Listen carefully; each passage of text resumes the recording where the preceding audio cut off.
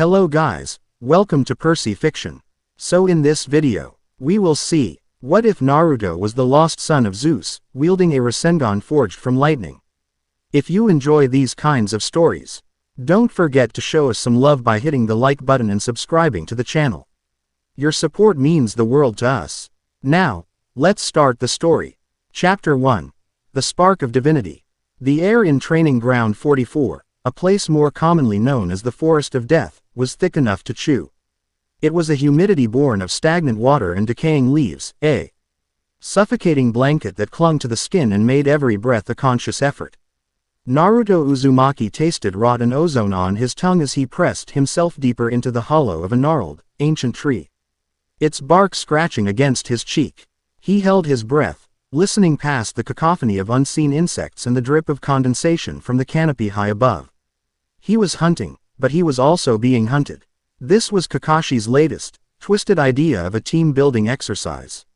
A three-way game of hunt and be hunted, the objective being to secure the two bells clipped to their sensei's belt. The twist was that Kakashi wasn't participating.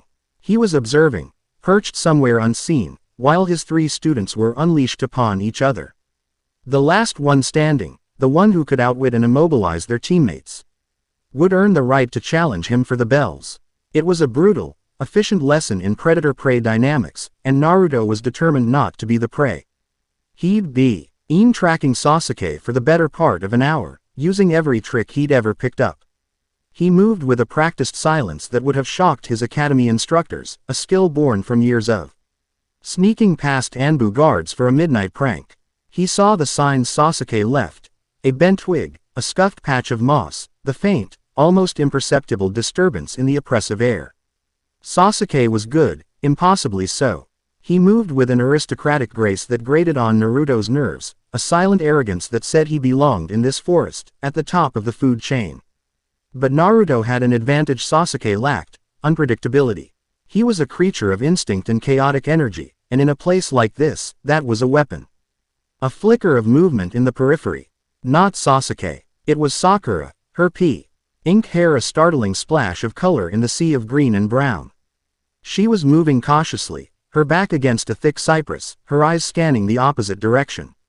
A decoy? No, she looked genuinely rattled. Sasuke was using her as bait.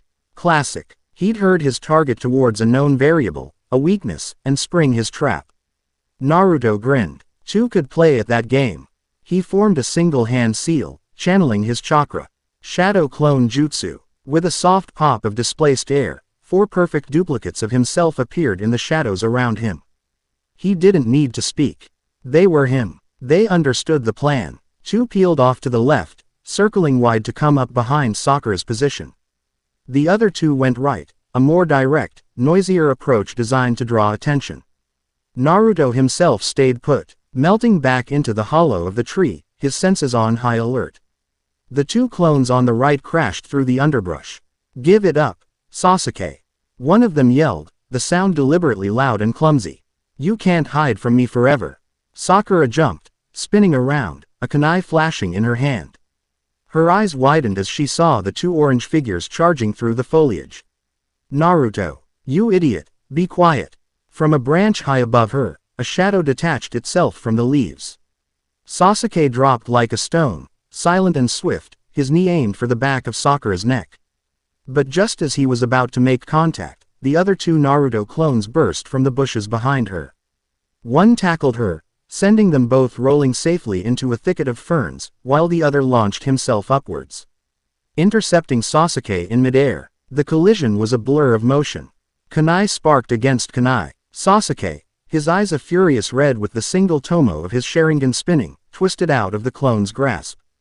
Landing in a crouch, he dispatched the clone with a precise kick that dissolved it into a puff of smoke, his gaze already sweeping the area, analyzing, calculating. He saw the other 2 clones converging on him and scoffed. "Is this all you have, Naruto?" he called out, his voice dripping with condescension. "A pack of clumsy puppets." That was the cue. While Sasuke's attention was on the clones, the real Naruto exploded from the hollow tree. He wasn't clumsy. He wasn't loud. He was a silent, orange blur, closing the distance in 3 powerful strides.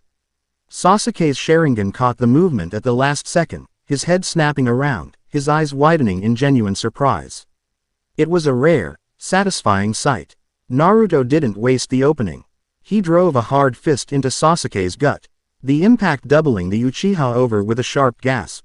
Before Sasuke could recover, Naruto swept his legs out from under him, sending him sprawling. He was on him in an instant.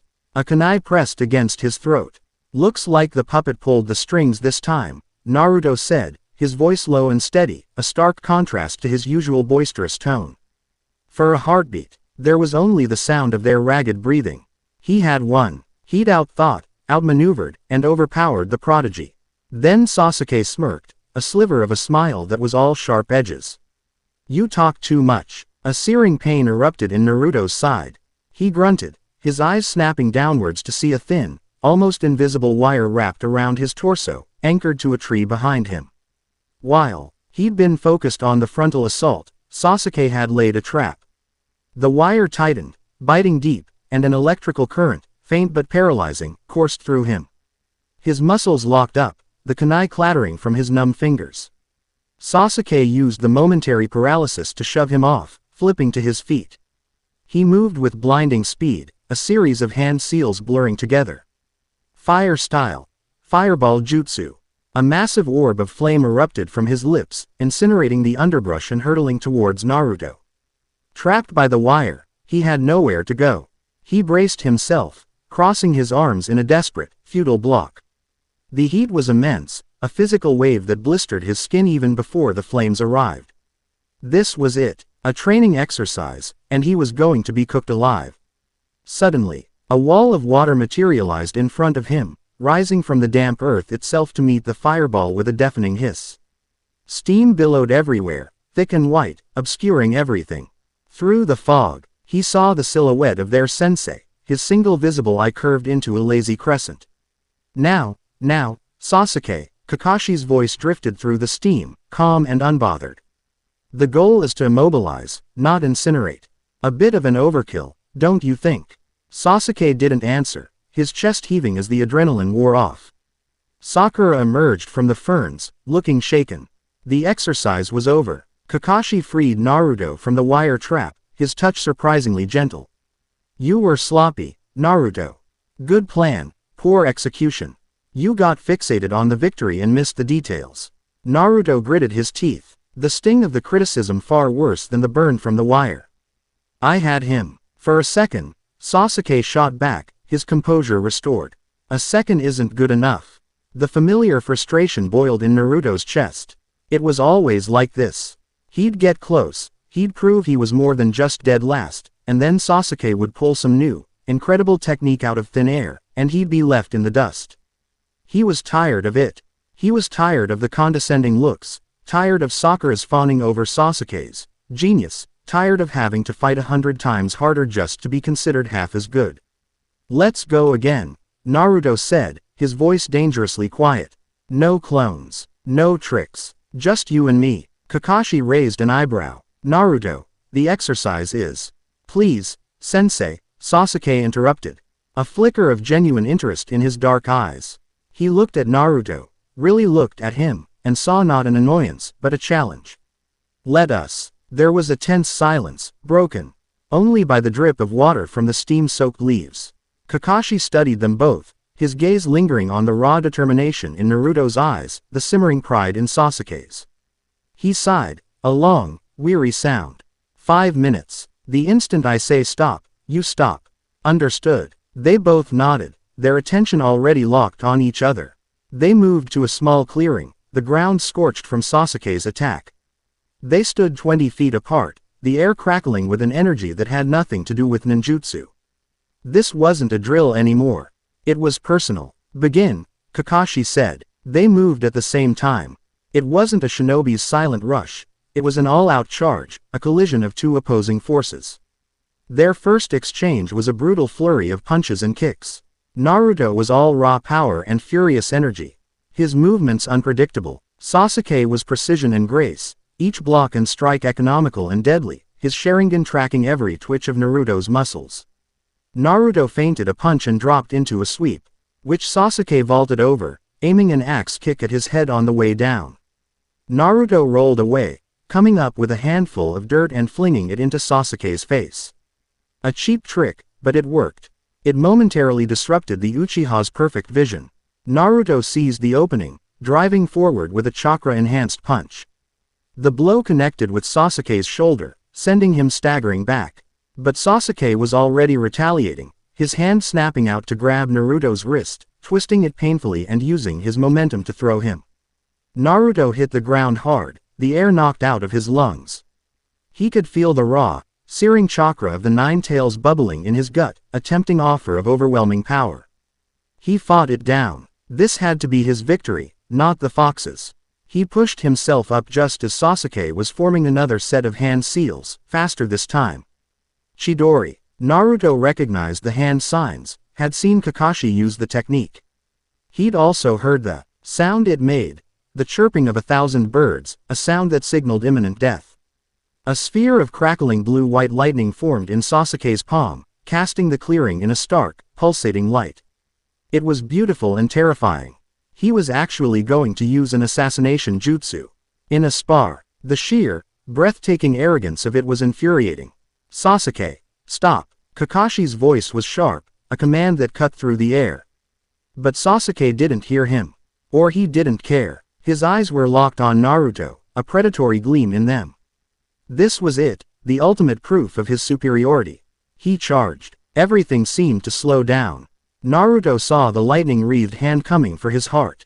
He saw the grim satisfaction on Sasuke's face. He was too slow to dodge, too drained to block. He was going to die. Here, in this stupid forest, at the hands of his own teammate. A primal rage, deeper and older than the fox's fury, surged through him. It was a feeling of profound injustice. He wasn't weak. He wasn't a failure. He was more. As Sasuke's hand was about to strike, the sky, which had been a clear, brilliant blue moments before, turned a dark, bruised purple. A sudden, unnatural wind tore through the clearing, whipping leaves and branches into a frenzy. The air grew cold, and the oppressive humidity was replaced by the clean, sharp smell of ozone. Kakashi and Sakura stared at the sky, their faces etched with confusion and alarm. Sasuke faltered for a fraction of a second, his charge slowing as he registered the impossible shift in the weather. Then it happened. A single, brilliant bolt of lightning, thicker than any tree trunk, descended from the heavens. It did not strike the ground, or a tree, or Sasuke. It struck Naruto. There was no thunderous clap, no explosion. Just a blinding, silent flash of pure, white gold light. The lightning enveloped Naruto, a cocoon of raw, celestial energy. For a moment, he was a silhouette against a miniature sun. Sakura screamed. Sasuke froze, his Chidori sputtering out, his face a mask of disbelief and horror. He had just watched his rival be obliterated by an act of God. But he wasn't obliterated. As the light faded, Naruto was still standing. The orange of his jumpsuit was singed and smoking, his hair stood on end, but he was unharmed. More than unharmed. He looked incandescent. His blue eyes were no longer just blue. They were glowing with an internal, golden light, like storm clouds lit from within. A faint, golden aura of energy crackled around his body. He felt a power coursing through his veins that made the Nine Tails chakra feel like a puddle next to an ocean. It was a wild, exhilarating power that felt like it was his own, like a part of him he never knew was missing had finally been returned. He lifted his right hand, not in a seal, but with his palm open. He didn't consciously think about what he was doing. He just did it. He focused on the storm raging inside him, the tempest of newfound power. The golden aura around him coalesced into his palm. It didn't swirl like chakra. It spun like a galaxy, a vortex of golden lightning and screaming wind. It formed into a perfect sphere, Ntained yet bursting with unimaginable energy. It was a Rasengan, but it was nothing like the one Jiraiya had tried to teach him. That had been about control and rotation. This was about unleashing a storm. It didn't hum. It thundered. A low, continuous roll of power that vibrated in the very air, in the teeth of everyone present. What is that? Sakura whispered, her voice trembling. Kakashi was speechless. His visible eye was wide, all laziness gone, replaced by pure, unadulterated shock. He had never seen a jutsu like this. It wasn't a jutsu. It felt like something else entirely. Something ancient and primal. Naruto looked at the roiling sphere of lightning in his hand, then at Sasuke, who was still frozen in place, his face pale. Naruto had no desire to hurt him. The anger, the frustration, it was all gone. Burned away by the lightning. He felt a strange, new clarity. He turned and slammed his palm against the thickest tree at the edge of the clearing, a massive oak that had probably stood for centuries. The impact was silent for a split second. Then, the world exploded. A wave of concussive force erupted from the point of impact, throwing Sasuke, Sakura, and even Kakashi off their feet. The sound wasn't a crack of wood, but the deafening boom of a thunderclap right next to their ears. The oak tree didn't just splinter. It disintegrated. The entire trunk, for a good 20 feet up, vanished into a cloud of superheated dust and splinters, leaving a smoking, cratered stump. The branches and leaves 100 feet above rained down around them. The shockwave continued outwards, carving a trench in the forest floor and felling smaller trees in a perfect, straight line for 50 yards before dissipating. In the ringing silence that followed, there was only the smell of ozone and burnt wood. Naruto stood over the devastation, his hands still outstretched. The golden aura around him flickered and died. The light in his eyes faded back to their normal, cerulean blue. The immense, world-shaking power retreated, leaving him feeling hollowed out, utterly and completely drained. The world tilted on its axis, and his knees buckled. He collapsed onto the scorched earth, unconscious before he hit the ground. Hiruzen Sarutobi, the third Hokage, watched the scene unfold through the polished crystal of his scrying orb. He wasn't alone. 2 Anbu, their animal masks impassive, stood like statues in the shadows of his office. They had been observing the exercise from a distance, a standard precaution for any training involving the village's Jinchuriki. But what they had just witnessed was anything but standard. The old Hokage's hands trembled slightly as he set his pipe down. He had seen many things in his long life. He had fought in wars, faced down legendary shinobi, and even battled the Nine Tails itself on the night it attacked the village. But he had never seen anything like that. The raw, untamed power. A bolt of lightning from a cloudless sky. It was not ninjutsu. It was not tailed beast chakra. It was something else. Something divine. He remembered a story, a whispered legend his predecessor, the second Hokage, had told him in strict confidence. A story about the founding of the Uzumaki clan, about their first matriarch who was said to have come from a whirlpool in the sky, wreathed in a storm. He remembered Kushina Uzumaki, Naruto's mother. A brilliant and powerful kunoichi, yes, but there was always something different about her. A vitality, an energy that seemed to crackle in the air around her when her emotions ran high. On the day she arrived in Konoha as a child, there had been an unseasonable and violent thunderstorm. Coincidence. He had always dismissed it as coincidence. Now, he wasn't so sure. "Cat," he said, his voice a low rasp. One of the Anbu stepped forward. "Lord Hokage, secure the training ground. No one enters or leaves. Bring Team 7 directly to my office the moment they are able. Use the emergency tunnels. This incident is now classified at the highest level. No one speaks of what happened here.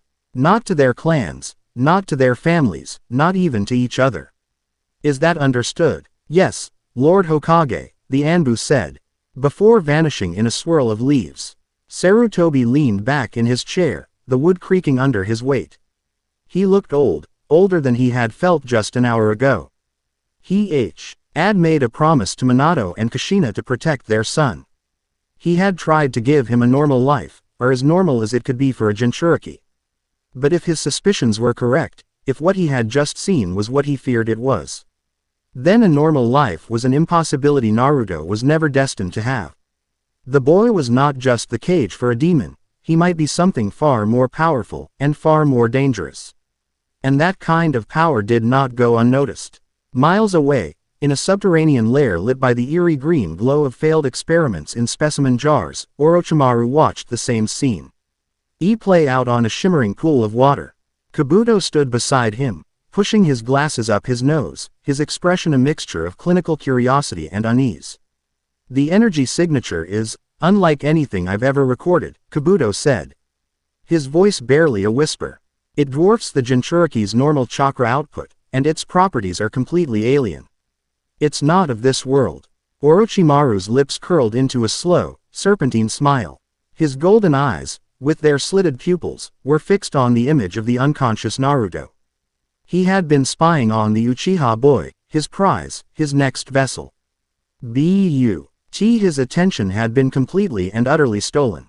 He had thought Sasuke's Sharingan was the pinnacle of inherited power. He had been wrong. Not of this world, Orochimaru repeated, his tongue flicking out to taste the air. Perhaps not. Perhaps it is of another world that walks alongside our own, a world of gods and monsters we have long dismissed as myth. He had always sought power, sought immortality, sought to understand every jutsu in existence. But this was a new frontier. This was not the power of man. This was the power of creation, the raw energy of a storm-given form. The Uchiha's eyes could copy jutsu, but a body that could channel the heavens themselves.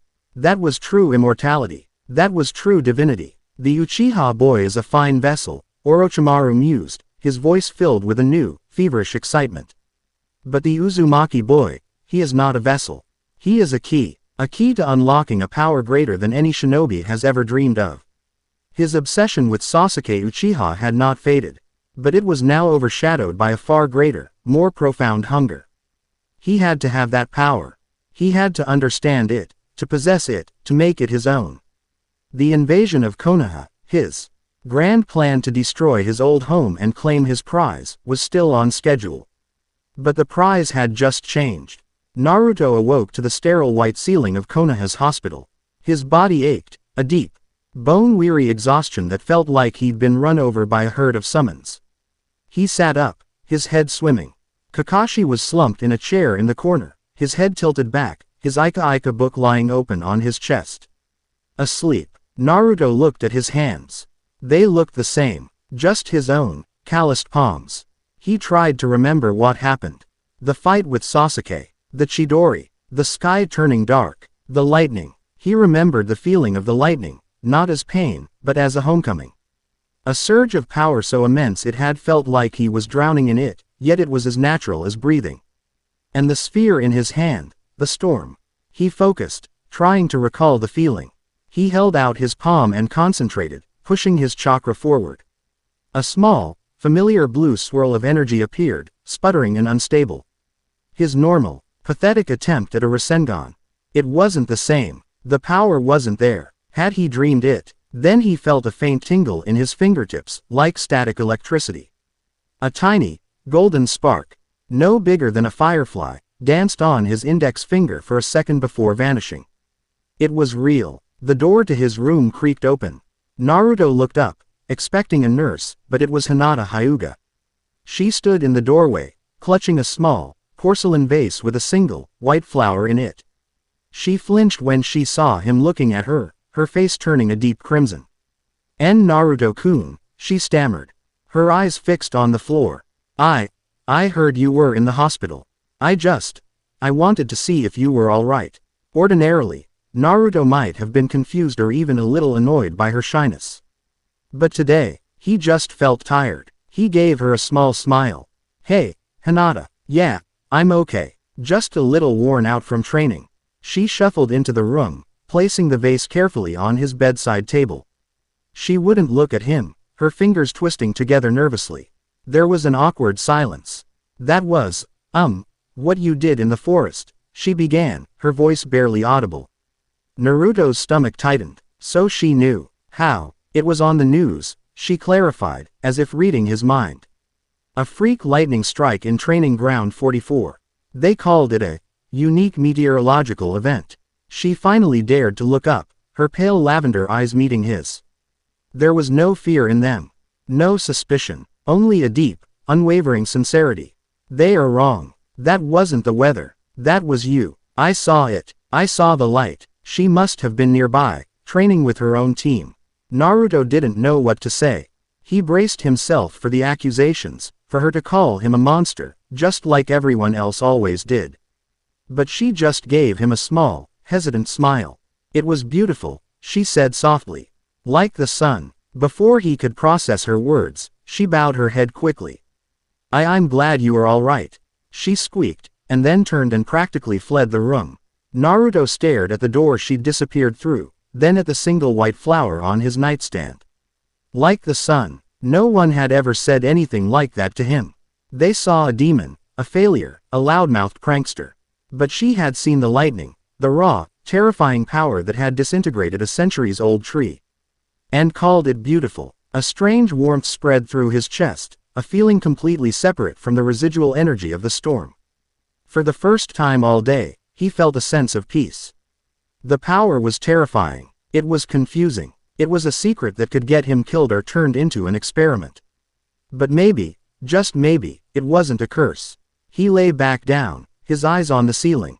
He had 1,000 questions. What was this power? Where did it come from? Was it from his parents? He knew so little about them. The Hokage had always been evasive. He thought of the golden light. The feel of the storm in his palm. It hadn't felt evil, like the fox's chakra. It had felt like him. He was Naruto Uzumaki, Jinchuriki of the nine-tailed fox. And apparently, a human lightning rod. Life in Konoha was about to get a lot more complicated. He closed his eyes, and for the first time in a long time, he didn't dream of a sewer and a cage. He dreamed of a mountain peak so high it scraped the stars.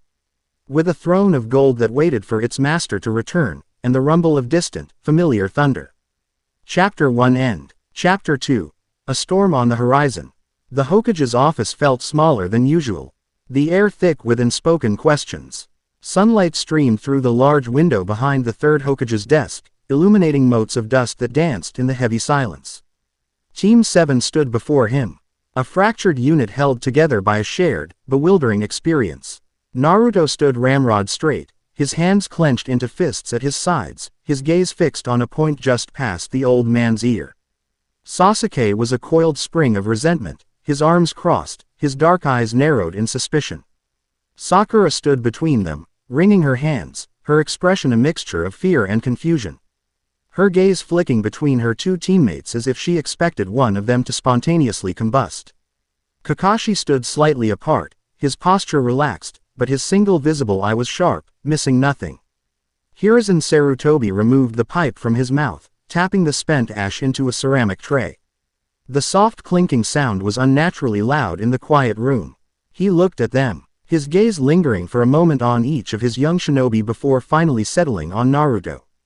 His eyes, usually warm and grandfatherly, were heavy with a gravity that made Naruto's stomach twist. "What happened yesterday in Training Ground 44, the Hokage began, his voice calm but firm, leaving no room for argument, did not happen." Sakura's head snapped up. "Lord Hokage, but we saw." "What you saw," Hiruzen interrupted gently, but with an edge of steel, was a training exercise that was concluded. Afterwards, an unusual and powerful lightning-style ninjutsu was discharged due to a conference. Luance of atmospheric energy and a faulty seal on a practice scroll. The damage was regrettable, but contained. This will be the official and only record of the event. Do you all understand? It wasn't a question. It was an order. Sasuke scoffed, a quiet, bitter sound. A faulty scroll. Is that what we're calling it? Yes, Sasuke. That is precisely what we are calling it, Hiruzen said, his gaze unwavering. The details of this mishap are now classified S rank. You will not speak of it to anyone. Not your friends. Not your family. You will not write of it in your journals. You will not think on it more than is necessary. The official story is the only story. Any deviation from this will be considered a serious breach of village security. The threat hung in the air, cold and absolute. Naruto felt a chill run down his spine. This was bigger than a simple spar that got out of hand. They were hiding it. They were hiding him. Why? Naruto asked, his voice raw. He couldn't help it. The question tore out of him. What was that? What happened to me? The Hokage's expression softened for a fraction of a second. We are looking into it, Naruto. For now, all you need to do is what you have always done. Train. Complete your missions. Trust in your sensei, and trust in your village. He picked his pipe back up, a clear sign of dismissal. That is all. You are excused. Kakashi Place. Aced a hand on Naruto's shoulder before he could protest further. The grip was light, but the message was clear: drop it. They bowed stiffly and filed out of the office, the silence between them now laced with paranoia and distrust. As soon as the door closed behind them, Sasuke rounded on Naruto, shoving a finger into his chest. "What did you do?" he demanded, his voice a low hiss. His Sharingan wasn't active, but his eyes were just as intense, burning with a furious, jealous light.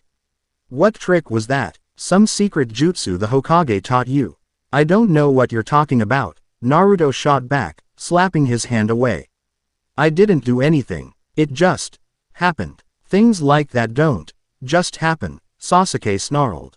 "Not to you." The unspoken addendum, "not to a dead last like you," was clear. "Maybe you're just not as special as you think you are," Naruto retorted, the old frustration boiling over.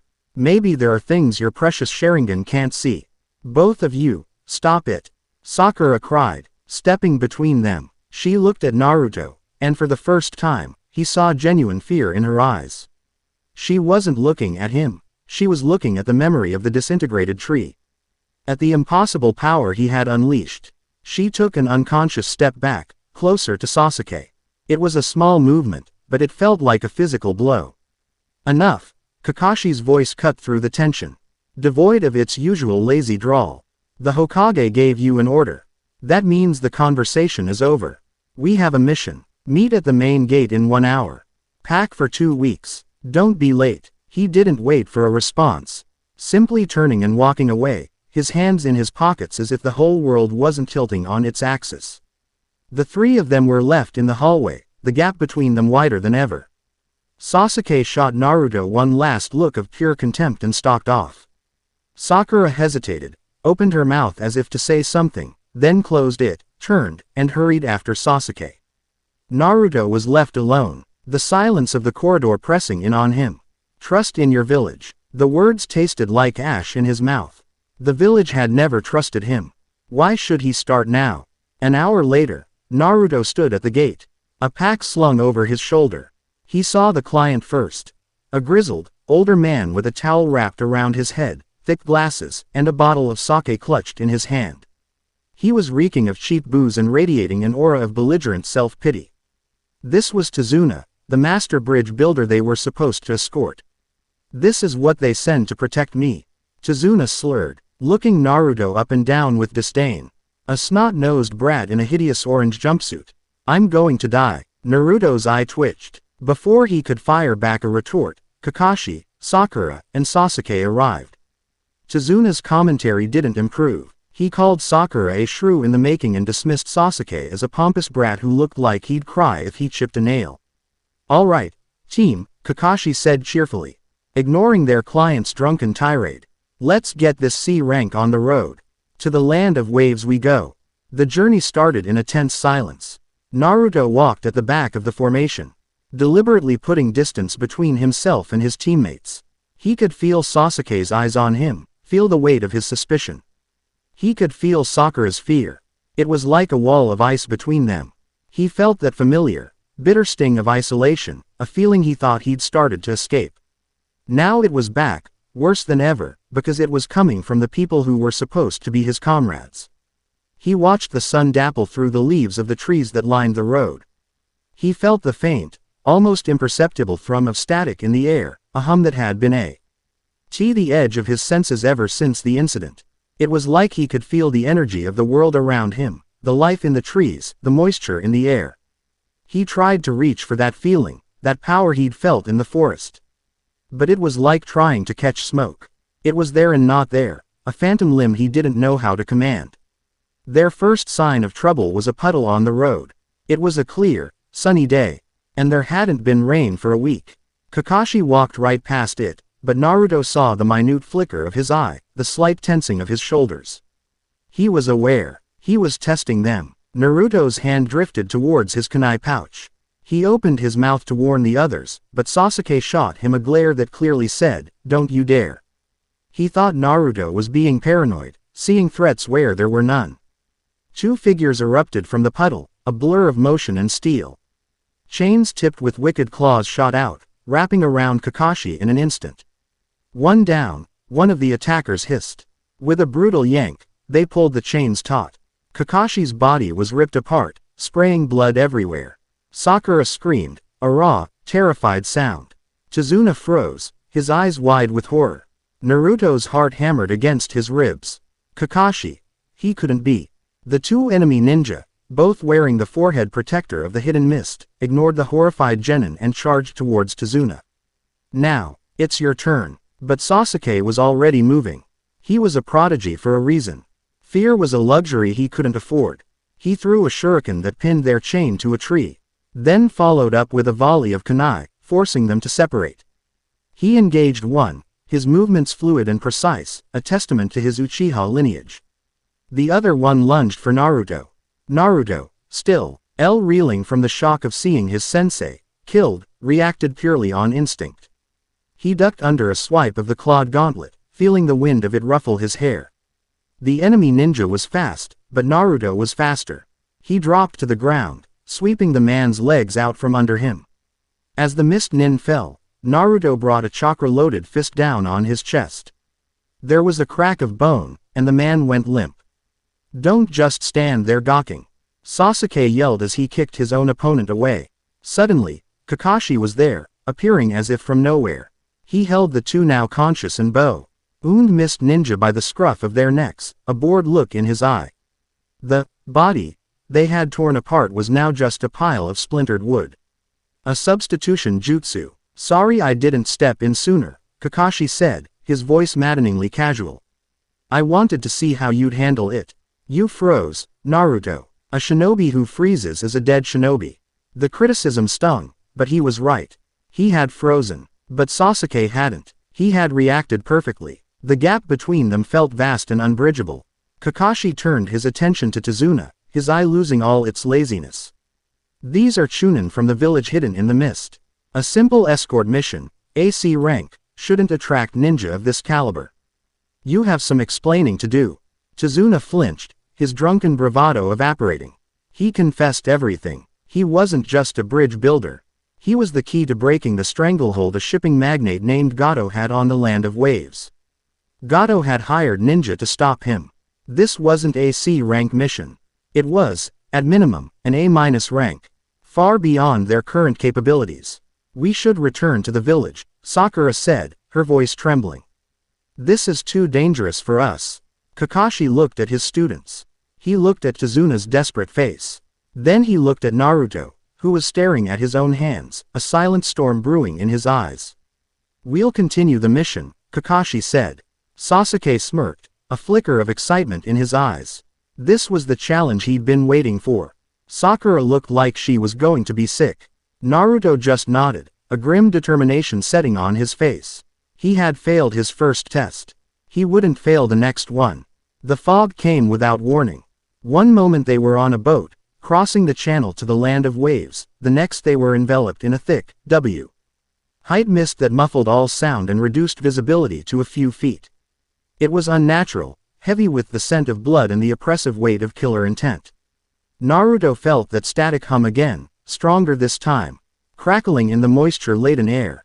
Something was coming, something powerful, a massive blade, a zanbato so large it looked like it was forged for a giant, spun out of the mist, aimed directly at them. They all hit the deck of the boat. The blade embedded itself in the trunk of a tree on the shore they were just approaching, the impact shuddering through the ground. A man stood perched on the hilt of the sword, his back to them. He was heavily bandaged, his face obscured, and wore the familiar flak jacket and forehead protector of the hidden mist, but his presence was a RLD apart from the two chunin they'd faced earlier.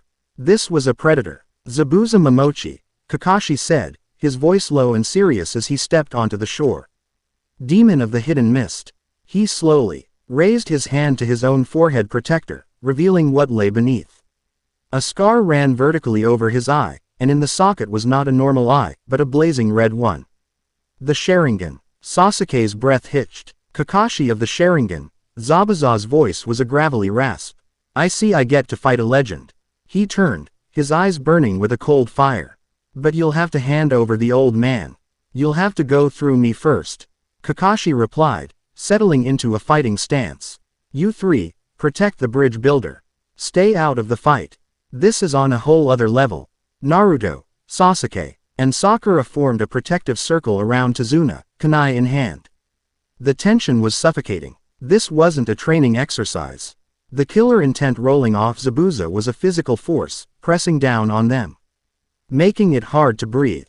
What happened next was a blur of speed and power that made their previous fight with the Mist Chunin look like a child's game.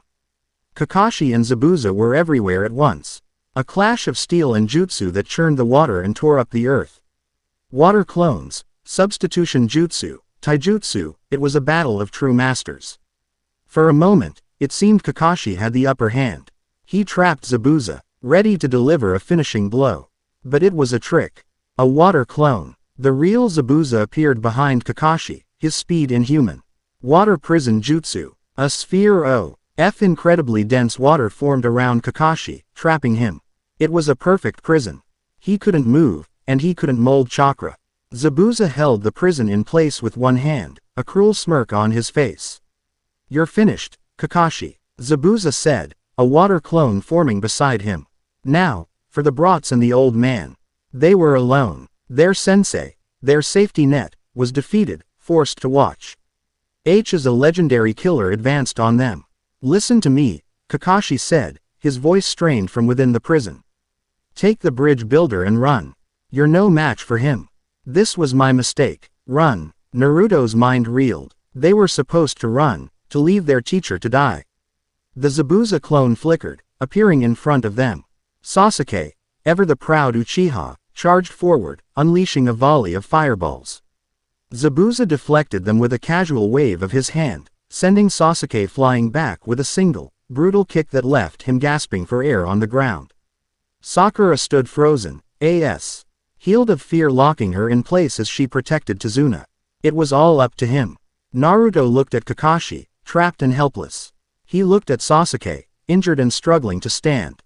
He looked at Sakura and Tazuna, pale with terror.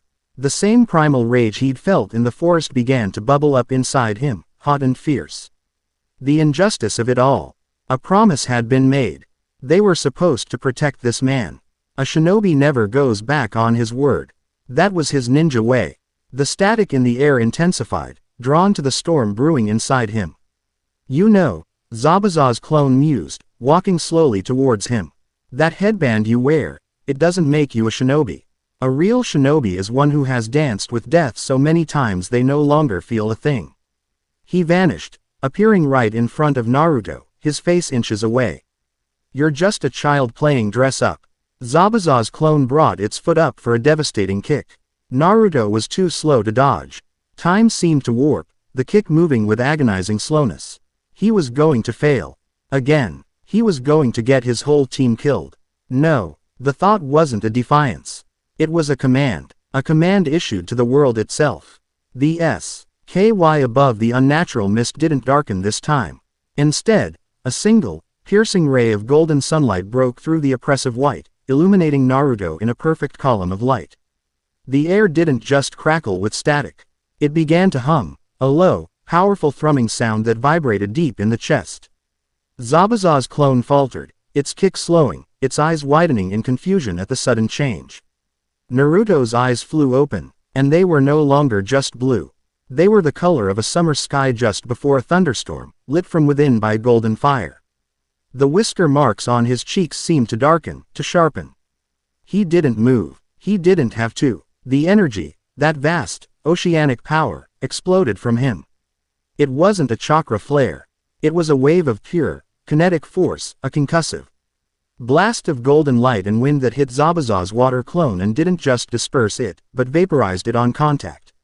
The mist in 100-foot radius around Naruto was blasted away, revealing a perfectly clear circle under the single ray of sunlight. The real Zabuza, still holding Kakashi in the water prison, stared in utter disbelief. What is this?" Naruto lifted his right hand, his palm open to the sky. He didn't need to concentrate. The power was already there, answering a call he hadn't known how to make until this very moment. The golden energy, the very essence of the storm that was his birthright, swirled into his palm. It was faster this time, more violent, more complete. A perfect sphere of churning, golden lightning, thrumming with a sound that was no longer a hum, but the roar of a hurricane. It was a Rasengan forged from the heart of a thunderbolt. Sasuke, propped up on one elbow, stared, his Sharingan spinning, trying and failing to comprehend the nature of the energy he was seeing. It wasn't chakra, it was something else, something absolute. "I'm not a child playing dress up," Naruto said, his voice layered with an unnatural resonance, like two voices speaking at once, a boy's and a storm's. "And I never go back on my word." He didn't charge. He took one step, and the ground beneath his feet cracked. He took another, and it was as if the world itself shrank. He crossed the 50 feet to Zabuza in the space of a heartbeat, a silent, golden blur that left a trail of superheated air in his wake. Zabuza's eyes widened in panic. This wasn't the speed of a shinobi. This was something else. He had to maintain his hold on the prison, leaving him vulnerable. He tried to swing his free arm to block, but he was laughably slow. Naruto didn't aim for Zabuza. He aimed for the prison. He slammed the lightning Rasengan into the sphere of water. There was no splash. There was no explosion. There was only a blinding flash of light and a sound that split the heavens, a deafening, echoing crack of thunder that shook the very foundations of the earth. The water in the prison didn't disperse. It flash-boiled into steam, the sphere expanding and then imploding in a violent microsecond. The resulting shockwave threw Zabuza backwards, sending him tumbling end over end like a rag doll, his arm burned and smoking. It kicked up a 20-foot wave in the nearby river and sent fissures racing through the ground. Kakashi was thrown clear, collapsing onto his hands and knees, gasping for air, the sheer power of the blast having left him momentarily deafened and disoriented. Naruto stood in the epicenter of the devastation, the golden sphere gone, the light in his eyes slowly fading. He swayed on his feet, the expenditure of power leaving him suddenly, terrifyingly weak. He could feel the nine tails in his gut, raging not with fury, but with something akin to awe, and perhaps even fear. Before anyone could move, a volley of Senbon needles shot out of the trees, striking Zabuza in the neck. He stiffened and collapsed, seemingly dead. A figure in a hunter nin mask appeared beside him, a young boy by the sound of his voice. "Thank you for your assistance," the hunter nin said with a formal bow. "I have been hunting Zabuza for some time. I will dispose of the body." With another flicker of movement, he and Zabuza's body were gone. The unnatural mist dissipated, leaving only the stunned silence of Team 7 and a very confused bridge builder. Kakashi staggered to his feet, clutching his side. He looked at the devastation, at the scorched earth where Naruto stood, at the lingering smell of ozone, and then at Naruto himself. His student swayed, his eyes rolling back in his head, and collapsed. Kakashi was there to catch him before he hit the ground, his mind racing faster than his Chidori. Twice this had happened. This wasn't a fluke. It wasn't a jutsu. This was Naruto's true nature, and it was a power that could potentially ally dwarf anything the shinobi world had ever seen. As he held his unconscious student, he felt a gaze on him. He scanned the trees, his Sharingan blazing. For a split second, he saw it. A flash of pale skin, a glint of golden, serpentine eyes watching them from the deep shadows before vanishing. A cold dread, colder than any water prison, settled in Kakashi's heart. He had been so focused on the immediate threat of Zabuza that he had missed the far greater danger. They had been observed, and the one who had been watching was a monster who would stop at nothing to claim a power like the one Naruto had just displayed. The mission to the Land of Waves had just escalated from a simple bodyguard duty to a fight for his student's very soul. Chapter 2 End. Chapter 3. Whispers from Olympus. The first thing Naruto was aware of was the smell of wood smoke and antiseptic herbs. The second was a dull, throbbing ache that seemed to emanate from the very marrow of his bones. He opened his eyes to a low, unfamiliar ceiling of dark, polished wood. He was lying on a soft futon, a thin blanket pulled up to his chin. The room was simple, Spartan, with moonlight filtering through a paper screen window, casting long shadows on the tatami mats. Finally awake, I see.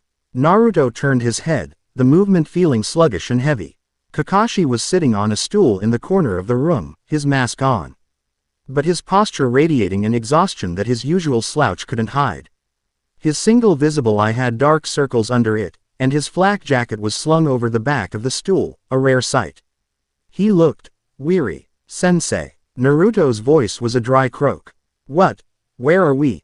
Chizuna's house, Kakashi answered, his voice quiet. You've been out for a full day. You gave us quite a scare. A day. The memories flooded back in a dizzying rush. The fog, Zabuza, the water prison, the overwhelming, terrifying surge of power. The roar of the thunder in his hand.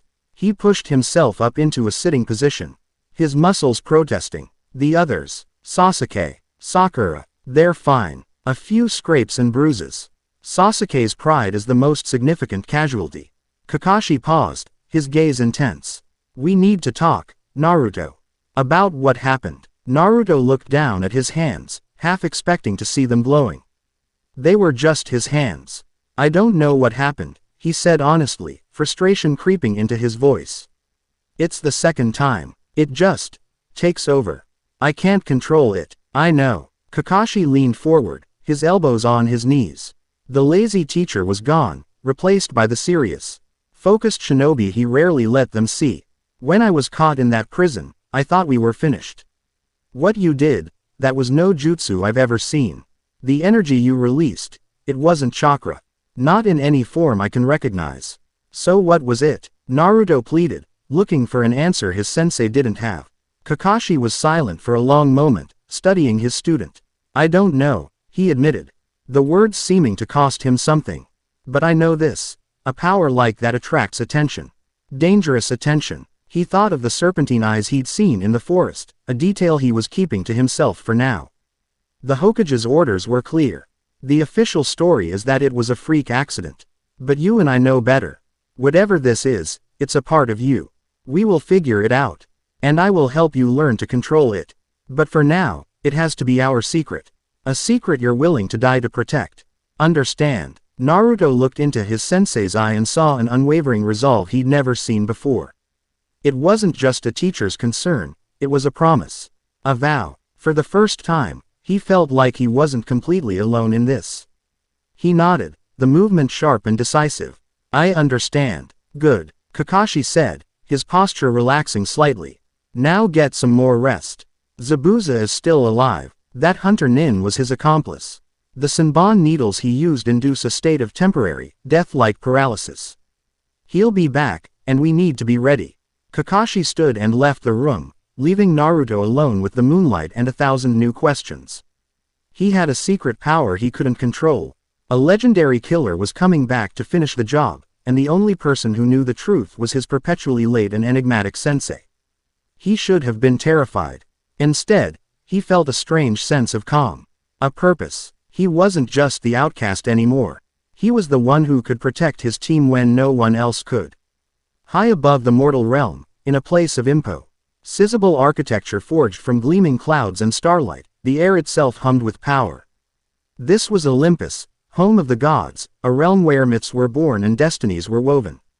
And Ing had just disturbed the celestial peace. Hermes, the messenger god, rider of the winds and patron of travelers, was in the middle of delivering a particularly scathing critique of Apollo's latest ode to himself when he felt it. It wasn't a sound or a sight, but a tremor in the very fabric of existence, a dissonant chord in the symphony of the cosmos. It was a shockwave of raw, untamed divine power, originating from the mortal plane. It was chaotic, violent, and most shockingly of all, it was familiar.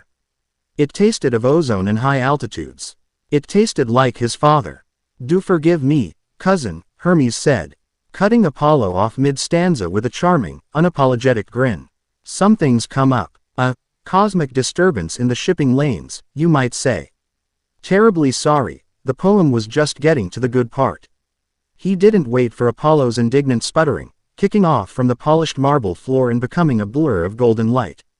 He streaked through the ethereal plains, his winged sandals, the Talaria, carrying him faster than thought. He followed the fading resonance of the power surge, a trail of celestial breadcrumbs leading him out of their divine reality and into the strange, dense world of mortals. The energy there was different, a thick, potent force the locals called chakra. It was fascinating, in a quaint sort of way. But underneath it, like a volcano rumbling beneath the city, was the source of the disturbance. He materialized, unseen and unheard, in the canopy of a forest dripping with an unnatural fog. He sniffed the air, the smell of mortal blood, of churned earth, and beneath it all, the unmistakable, electric scent of Olympian lightning. His father's lightning. He flitted through the trees, a phantom in the mist, his eyes taking in the scene below. He saw the copy ninja, Kakashi, struggling in a prison of water. He saw the Uchiha boy, all pride and fury, get knocked aside. And he saw the blonde one, the outcast, the Jinchuriki. Hermes watched, his normally cheerful face a mask of intense concentration, as the boy exploded with golden light. He felt the raw, untamed power wash over the area, a power that made the local nature spirits shriek and hide. It was the power of a storm god, but it was unrefined, instinctual, and wielded by a mortal child who had no idea what he was. When Naruto formed the thundering sphere in his hand, Hermes's breath caught in his throat. He had seen his father wield the master bolt. He had seen his half-brother Ares rage on the battlefield. He had seen the awesome power of the gods. But he had never seen it contained in the palm of a child. Merged with this strange mortal energy, forged into a weapon of pure, unadulterated divine fury. He watched the boy demolish the water prison and his opponent in one devastating blow. He saw him collapse, the divine energy retreating like the tide, leaving a mortal shell behind. Hermes perched on a high branch, invisible to all, his mind reeling. A son. Zeus had another son, a demigod of incredible, perhaps unprecedented, power. And no one on Olympus knew.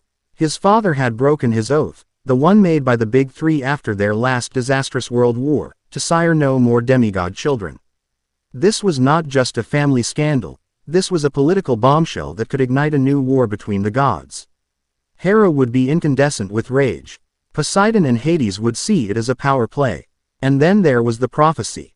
The great prophecy, spoken decades ago, that a child of the eldest gods would one day reach the age of 16 and make a choice that would either preserve Olympus or see it razed. They had all assumed it would be a child of Poseidon or Hades. But if this boy, this child of Zeus, Hermes ran a hand through his perpetually windswept hair. His job was to deliver messages. And he had just stumbled upon the most important, and most dangerous, message in centuries. He had to tell his father. But he had to be careful. Discover why this monumental couldn't be shouted from the rooftops. It had to be delivered with subtlety. For now, he would watch this, Naruto Uzumaki. This little storm that walked like a man. This was going to be interesting. Your chakra control is atrocious, Naruto.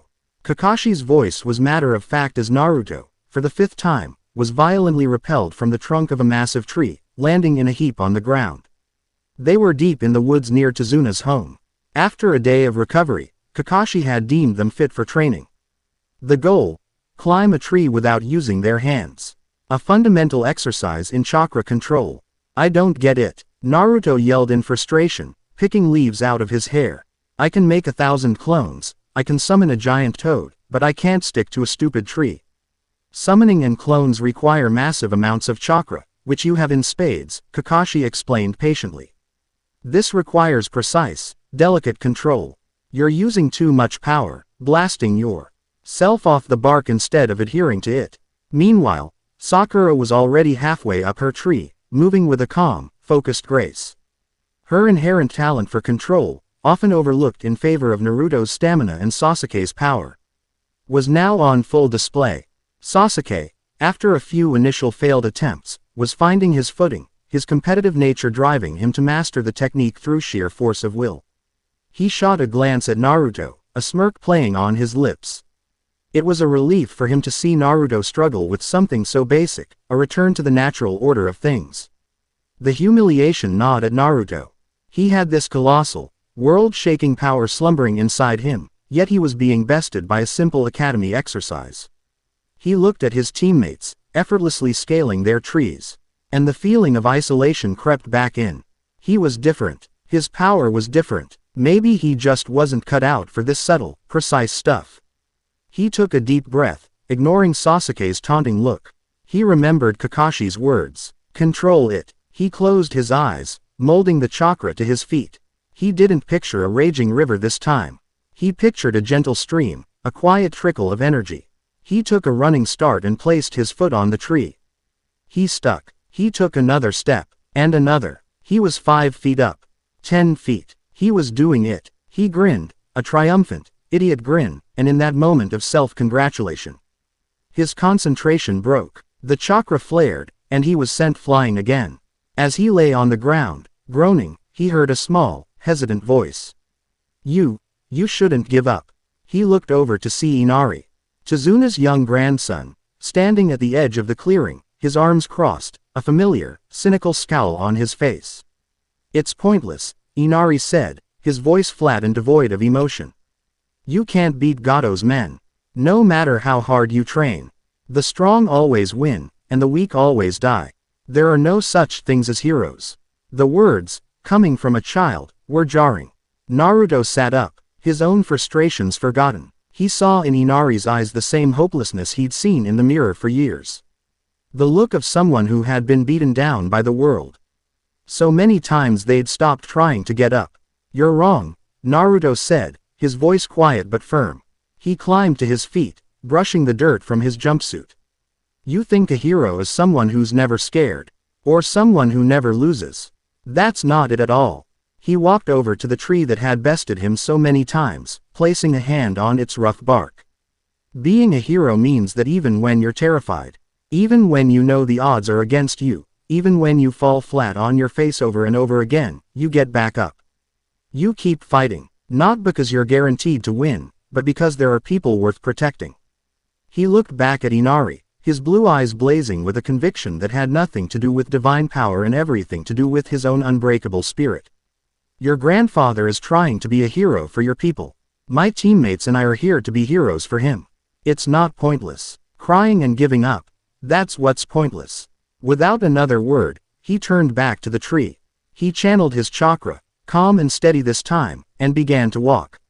One step after another. He didn't look down. He didn't look up. He just focused on the feel of the bark under his feet. On the quiet flow of his energy. He walked all the way to the top, finally standing on a thick branch high above the ground, looking down at a stunned Inari and a faintly smiling Kakashi. For a moment, he had forgotten all about the lightning. He had just remembered who he was. In a candle-lit cavern far from the land of waves, the serpentine eyes of Orochimaru stared intently at a scroll covered in Kabuto's neat, precise script. The data was a complex matrix of energy readings and particle analysis, but the conclusion was simple and breathtaking. So, Orochimaru hissed, a sound of pure, predatory delight. It is not a mutation. And it is not a bloodline limit derived from the 9 tails. No, Lord Orochimaru, Kabuto said, pushing his glasses up. The energy signature shares no properties with any known form of chakra. It behaves according to its own set of physical laws. It is, for all intents and purposes, a force of nature concentrated in a human host. The gens of the Uzumaki clan. They spoke of a matriarch descended from the heavens in a storm. It was always assumed to be allegory. Myths are the husks of forgotten truths, Kabuto, Orochimaru mused. His long tongue flicking out to taste the air. He was trembling with excitement. This was the ultimate discovery. Forget the Sharingan. The eyes of the Uchiha were a powerful tool, a shortcut to power. But the body of the Uzumaki boy, it was a source. A wellspring of power that was not of their world. To think, Orochimaru whispered, the 4th Hokage sealed a demon inside a god. The sheer irony was delicious. He paced the cavern, his mind racing, weaving a new, grander web. The Chunin exams will be the perfect laboratory. We will move forward with the invasion of Konoha. But the objective has been refined. Sasuke-kun will still be a fine prize, a vessel to be claimed. But he will also be our scalpel. We will use him to push Naruto-kun. We will put him under unbearable pressure, see him to unleash this power again and again. I must see its limits. I must understand its nature. His obsession had found a new, terrifying focus. He didn't just want a new body. He wanted to peel back the skin of the world and grasp the power that lay beyond. And Naruto Uzumaki was the key. Night had fallen over Chizuna's house. A tense peace had settled over its inhabitants. Sasuke and Sakura were asleep, exhausted from the day's training. Kakashi was on watch, perched on the roof, his senses alert. Naruto, however, was too wired to sleep. He had mastered the tree climbing exercise, and now he was pushing himself further. Trying to run up the trunk, to leap from branch to branch, honing the fine control that had eluded him for so long. He stood at the base of a tall cedar at the edge of the forest. The moonlight painting the world in shades of silver and black. He took a deep breath, focusing his chakra, and dashed up the trunk, the world tilting into a vertical blur. He pushed off, twisting in midair, and landed silently on a branch 50 feet up. He grinned. He was getting it. It was then that he felt it. A strange shift in the air. It wasn't the hostile presence of an enemy shinobi. It was something else entirely. It felt ancient, like the feeling of the air just before a storm, but without the threat. The static hum at the edge of his senses flared, not with alarm, but with recognition. A man stepped out from the shadows of the forest. He was dressed like a simple traveling merchant, with a wide-brimmed hat and a pack on his back. He had a disarmingly friendly, wise smile and eyes that seemed to twinkle with a mischievous light. There was no way he could have gotten this close without Naruto sensing him. "Quite a nifty trick you've got there," the man said, his voice casual and light. He craned his neck to look up at Naruto. "Though, for a boy who carries his own thunderstorm, you seem awfully concerned with climbing trees." Naruto froze, his hand instinctively reaching for his kunai pouch. "Who are you? How did you get here?" The man chuckled, a pleasant, melodic sound. "Oh, I get around. You could say travel is my business." He waved a dismissive hand. "No need for the cutlery, kid. I'm not here to fight." He looked up at Naruto, his smile fading slightly, his eyes holding a strange, knowing gravity. "I'm just a messenger, and I have a piece of advice, free of charge." He leaned against a nearby tree, looking for all the world like a man just passing the time. A storm is a powerful thing. It can be magnificent, but an uncontrolled storm, well, it doesn't care what it breaks. It just destroys. Learn to command the wind and the rain before you try to call down the thunder.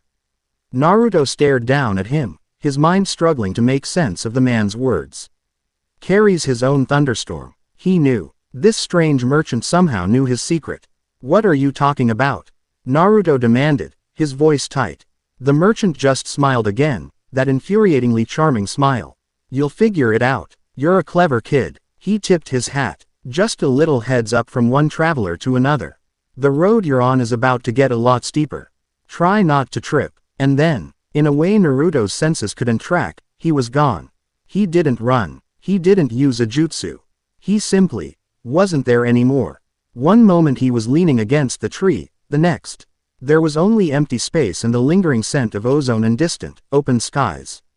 Naruto stood on the branch for a long time, his heart pounding. He was being watched, not by Konoha's enemies, not by Orochimaru, but by someone, something else, someone who knew what he was. The man's words echoed in his head, a cryptic warning that felt more like a prophecy.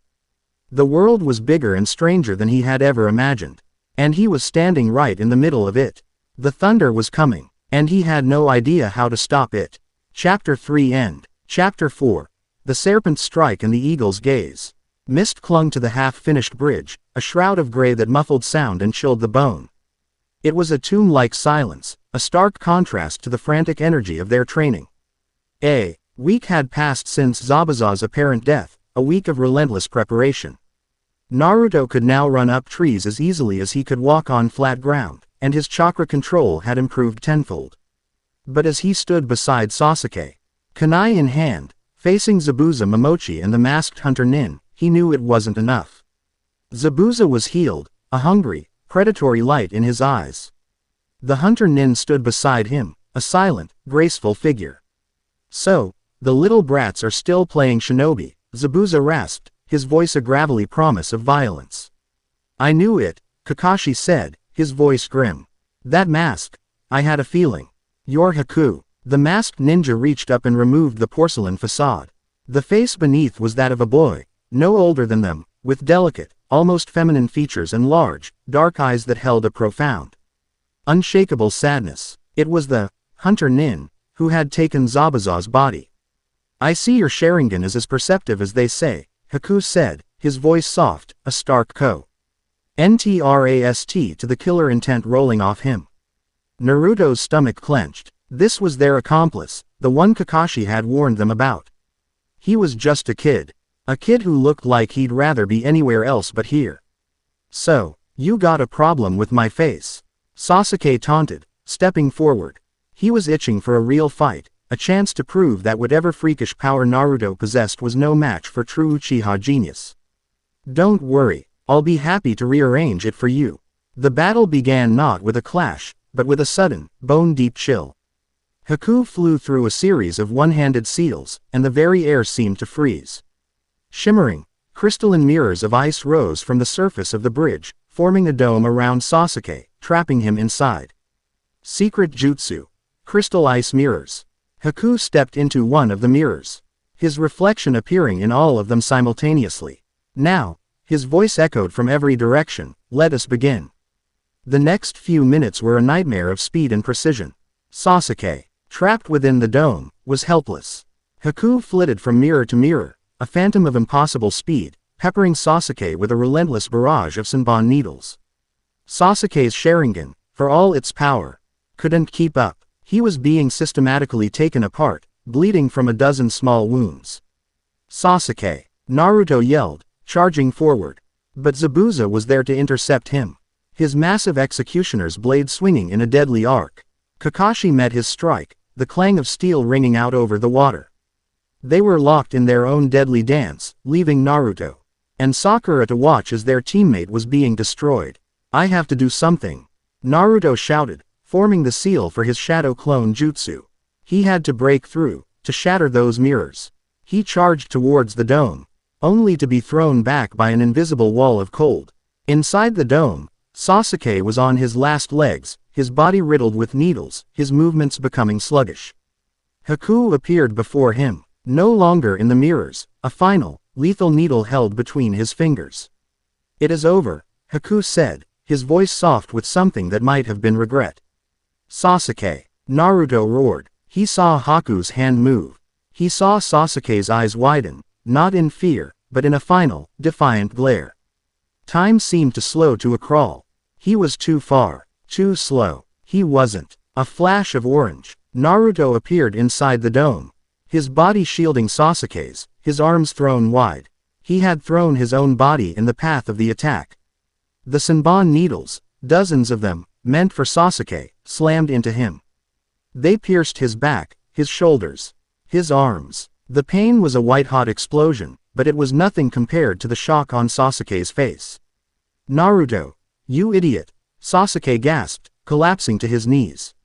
"Why?" Naruto grunted, his body seizing up as the needles found their marks. "I don't know," he wheezed, a bloody grin spreading across his face. "My body just moved on its own." He swayed, then fell face first onto the cold surface of the bridge. Silence. Sasuke stared at Naruto's still, needle-ridden form. He saw the blood pooling on the ice. He remembered every insult, every rivalry, every moment of condescension. And he saw it for what it was, the desperate posturing of two lonely kids. The one person who had truly, relentlessly pushed him, who had refused to let him languish in the shadow of his brother, was lying dead at his feet. Because of him, a power unlike any he had ever felt erupted from within. A second Tomo spun into existence in his Sharingan, but that was secondary. A cold, killing rage, pure and absolute, washed over him. He looked at Haku, and for the first time, Haku saw something in the Uchiha's eyes that made him take a step back. But it was the sea chakra that erupted from Naruto's body that stopped everyone in their tracks. It wasn't the golden light of the storm. It was red, a bubbling, malevolent, blood-red aura, thick and foul, poured out of him, melting the ice around him. The Senbon needles were expelled from his wounds, which began to steam and heal at a visible rate. He pushed himself to his feet, his head bowed. When he looked up, his eyes were no longer blue. They were crimson, with slitted pupils. "The Nine Tails, I'm going to kill you," Naruto snarled, his voice a demonic growl that was not his own. He was a blur of red, so fast he seemed to teleport. He appeared before Haku, his hand lashing out. Haku, for all his speed, barely had time to raise a block. The impact shattered the ice mirror he was standing in front of and sent him flying. His arm broken and bent at an unnatural angle. The entire dome of mirrors cracked and then disintegrated into a shower of ice dust. Naruto was on him again, a fist wreathed in red chakra cocked back for a killing blow. Haku's mask had been knocked off, and he looked up at the demonic visage of the boy, his face a calm mask of acceptance. He closed his eyes, ready for the end. But the blow never came. Naruto's fist stopped an inch from Haku's face. Through the red haze of the fox's rage, he saw not a monster, but a terrified kid. He saw the same loneliness he had felt his entire life. The demon chakra receded, his eyes fading back to blue, leaving him panting, the rage replaced by a profound, aching confusion. At the other end of the bridge, the battle had turned. Kakashi had Zabuza on the ropes, his hand crackling with the telltale sound of the Chidori. He charged, aiming for Zabuza's heart. "Zabuza-sama!" Haku screamed. In a flash of speed that defied his injuries, Haku appeared in front of Zabuza. His arms outstretched, a human shield. Kakashi's eyes widened, but it was too late. His momentum was too great. The Chidori plunged through Haku's chest, the sound sickeningly final. Haku looked at Zabuza, a small, sad smile on his lips as blood trickled from his mouth. "I was happy to be your tool." He went limp, his life extinguished. Zabuza stared, his face unreadable. He scoffed. He died like a dog. A broken tool. Naruto felt a fresh wave of rage, but this time it was his own. He stood up, his body still aching. "You're wrong," he said, his voice shaking with emotion. "He wasn't a tool. He loved you. He lived for you. He died for you. And you feel nothing. You're the one who's the real tool." Suddenly, a sneering, mocking laugh echoed across the bridge. A short, portly man in an expensive suit, flanked by 100 armed thugs, stepped out of the mist. "Gato. Well, demon of the mist," Gato said with a smug grin. "Looks like you're more trouble than you're worth. I was going to pay you, but it's much cheaper to just kill you now while you're weak and take my money back." Zabuza didn't even look at him.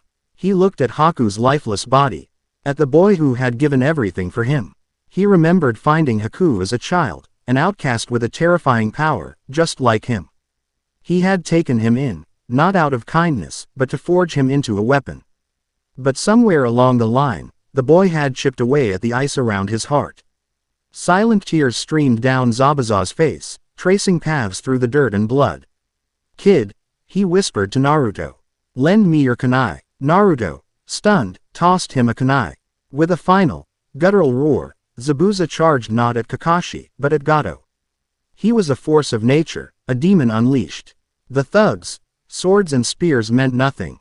He carved a bloody path through them, taking a dozen wounds but never slowing, the kunai held in his mouth.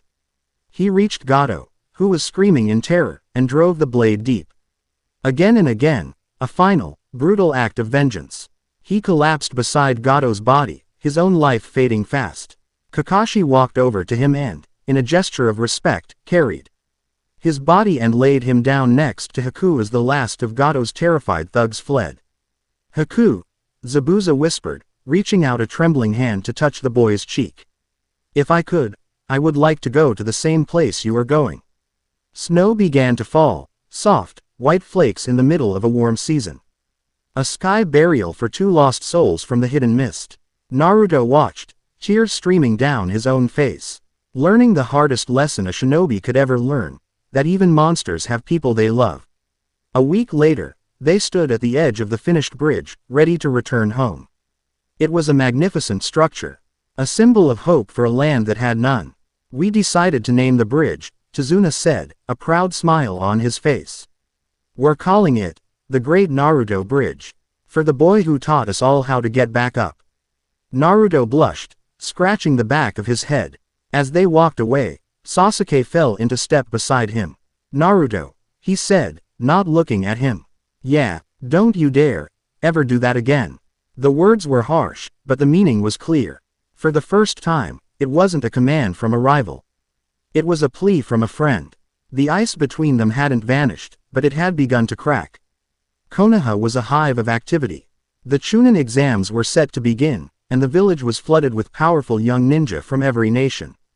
The air crackled with tension and anticipation. Team 7, nominated by Kakashi, found themselves in a classroom, surrounded by an intimidating collection of their peers. There was the stoic San siblings, with the terrifying, gourd C. Aryangara, whose mere presence felt like a physical weight. There was the brilliant but arrogant Neji Hyuga, Hinata's cousin, whose condescending gaze made Naruto's blood boil. After a grueling Wielding test designed to test their information-gathering skills, they were led to the gates of the very place Naruto's life had changed forever, Training Ground 44, the Forest of Death. The proctor, a woman named Anko with a sadistic grin, explained the rules of the second exam. A 5-day survival test. Each team would be given either a heaven or an earth scroll. To pass, they had to reach the 2W'er in the center of the forest with both scrolls. A simple objective with a deadly implication. They would have to fight other teams and take their scroll by any means necessary. This will be a crucible, Anko declared. A wild look in her eyes. One that more than half of you will not pass. And some of you will not survive. As soon as the gates opened, they plunged into the oppressive gloom of the forest. The tension that had been building since their return from the Land of Waves was now a palpable thing. Sasuke was driven, eager to test his newly awakened second tomo. Sakura was terrified but determined not to be a burden. And Naruto was on edge. This place held a strange power over him. He could feel the static in the air, a low hum that was both familiar and menacing. Things went wrong almost immediately. They were separated by a powerful gust of wind, a jutsu that was far too advanced for any genin. Naruto found himself alone, facing a colossal snake that could have swallowed a building whole. He was about to summon a legion of shadow clones when the snake dissolved into mud. A trap. He found Sakura and Sasuke moments later, just as the architect of the trap revealed himself. A grass ninja with a long, prehensile tongue and a face that was a pale, unsettling mask of amusement. His eyes, golden and slitted like a serpent's, locked onto Sasuke. "You have something I want, Sasuke-kun," the ninja hissed, his voice like dry leaves skittering across pavement. The power that radiated from this person was immense, suffocating. It was on a completely different level from Zabuza, from Kakashi even. This was a monster. "Who are you?" Sasuke demanded, his hand already flying through seals. Fire style. Phoenix flower jutsu.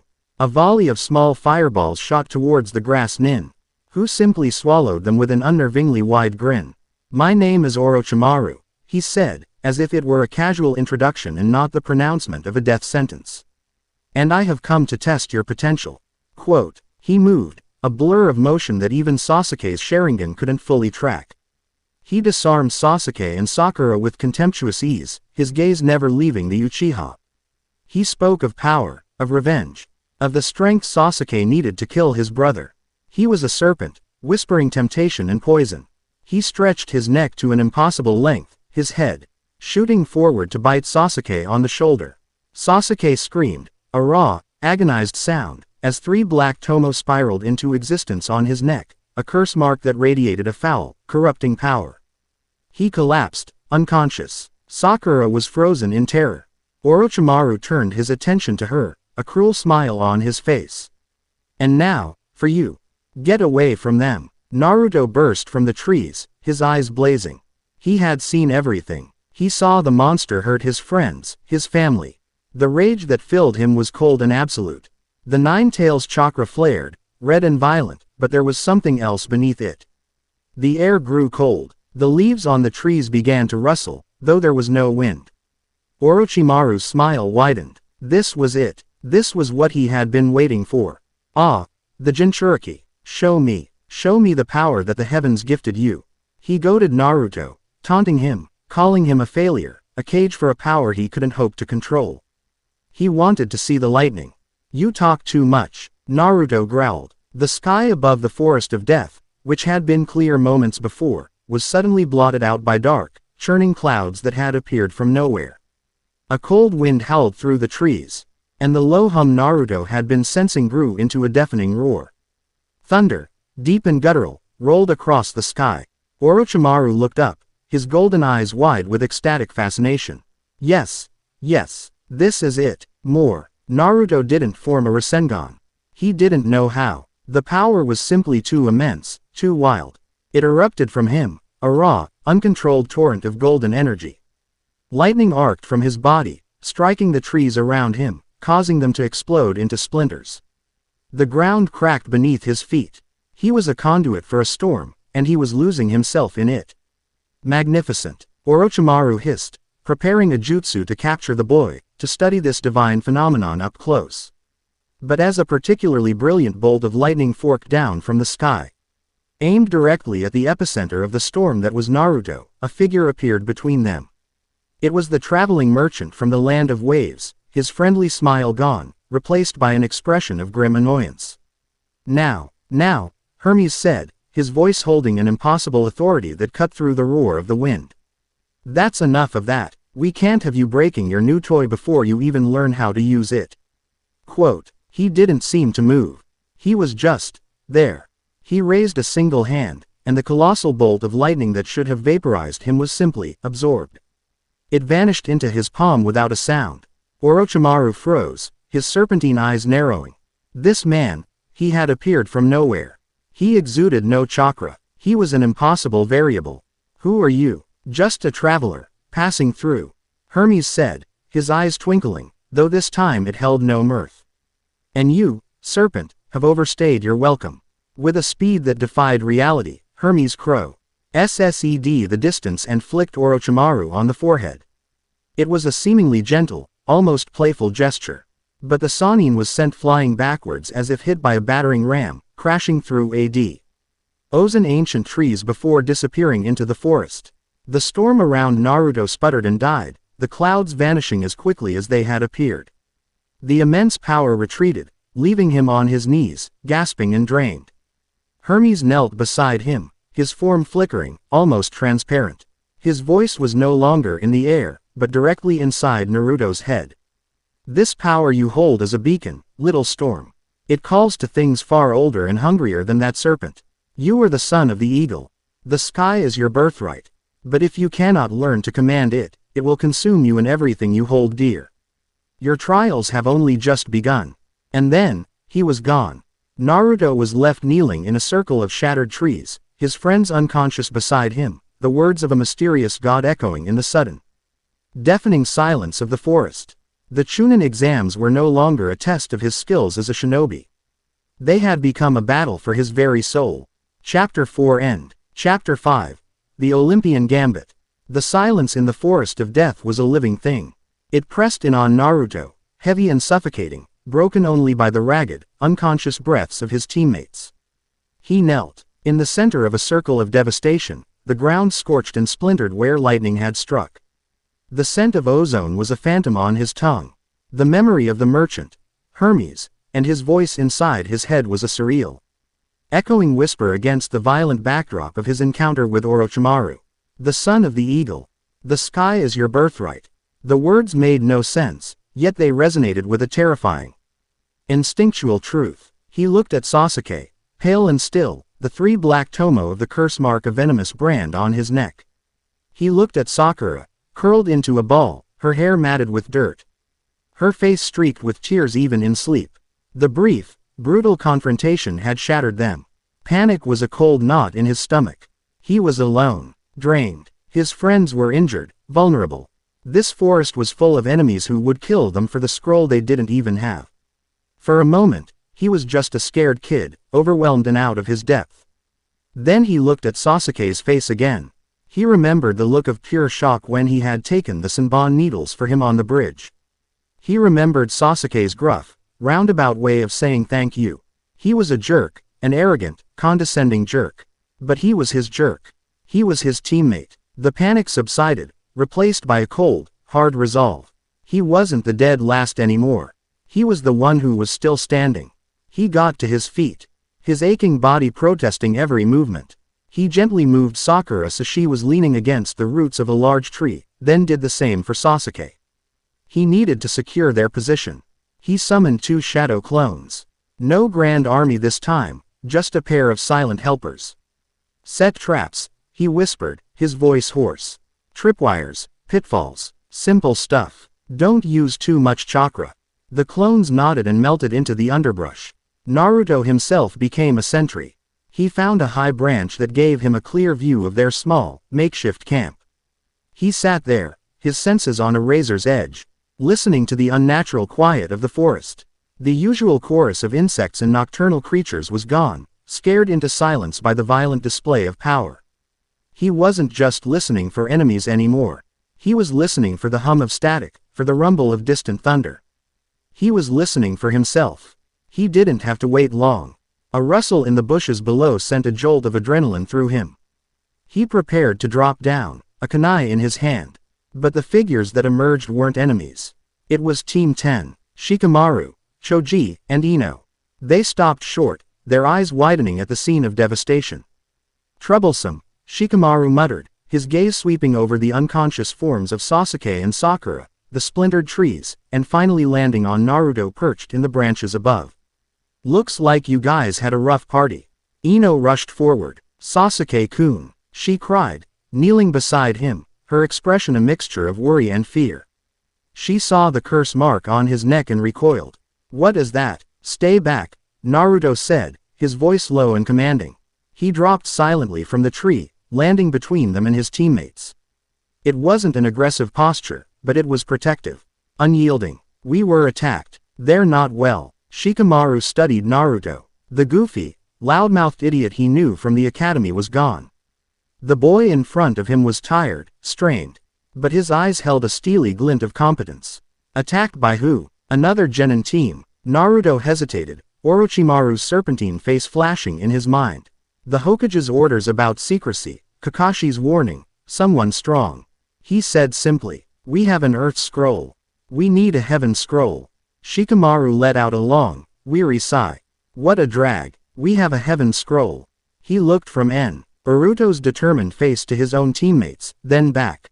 A fight with Naruto in this state, defending his friends, it was a variable he didn't want to calculate. It was too troublesome. Look, he said, pulling their scroll from his pack. We've got our scroll, you need ours. We're all rookies from Konoha. Trying to kill each other in here is just bad strategy. The logical thing to do is to avoid unnecessary conflict. Naruto narrowed his eyes, suspicious.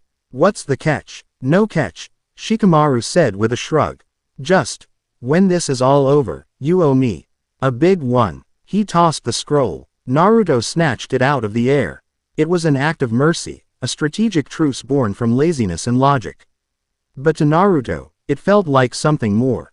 A lifeline. The throne room of Olympus was a place of absolutes. The air was thin and sharp, tasting of ozone and nectar. Light, pure and unfiltered, poured from the impossibly high ceiling, reflecting off the golden thrones of the 12 Olympians. It was a chamber built for gods, designed to intimidate and awe. Hermes stood in the center of the vast, circular floor, the weight of a dozen divine gazes pressing down on him. He had bypassed the usual channels, foregoing pleasantries and protocol to request an immediate, emergency council. A move that had ruffled more than a few divine feathers. This had better be of monumental importance, my son. Zeus thundered from his throne, his voice the sound of a gathering storm.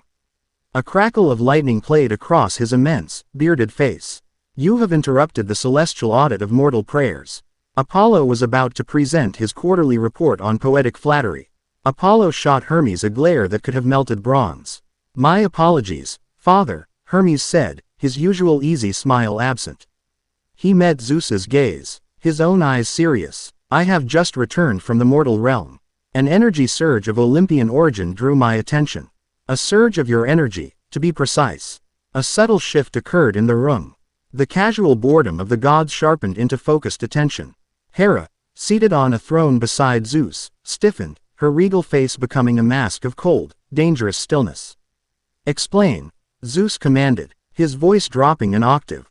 I traced the surge to a hidden village of shinobi, a place called Konoha, Hermes reported, his voice clear and concise. There, I found a boy. A Jinchuriki, they call him. A mortal cage for a powerful demon. His name is Naruto Uzumaki. Hermes paused, letting the name hang in the air. He is the source of the energy. He wields your lightning, father. Not as a gift, not as a boon, but as a birthright. It is in his blood. The silence that followed was so profound it was like the moment before the universe was born. Then Hera laughed. It was not a sound of mirth. It was a cold, brittle sound, like ice shattering. "Oh, my husband," she said, her voice dripping with venomous silk. "Always so careless with your affections. And with your oaths." Zeus's face darkened, thunder rumbling in the clouds outside the palace. "Silence, woman, an oath." Poseidon, god of the seas, leaned forward on his throne, a trident of shimmering water pulsing in his hand. A slow, dangerous smile spread across his face. "Yes, I seem to recall an oath. After that messy Second World War the mortals had, we three brothers swore upon the river Styx. No more demigod children. Their power had become too great, too unpredictable. It seems, brother, that your memory has failed you. This is an outrage," Ares bellowed, slamming his massive, blood-spattered fist on the arm of his throne. The sound was a deafening clang of steel. A bastard whelp, hiding among mortals, wielding the power of Olympus. He is an abomination, a threat to our security. He must be destroyed before he draws the attention of our enemies. Destruction would be rash, Athena interjected, her calm, gray eyes missing nothing. The boy exists. That fact cannot be undone. To destroy him now would be to admit our king broke a sacred oath, a sign of weakness and instability.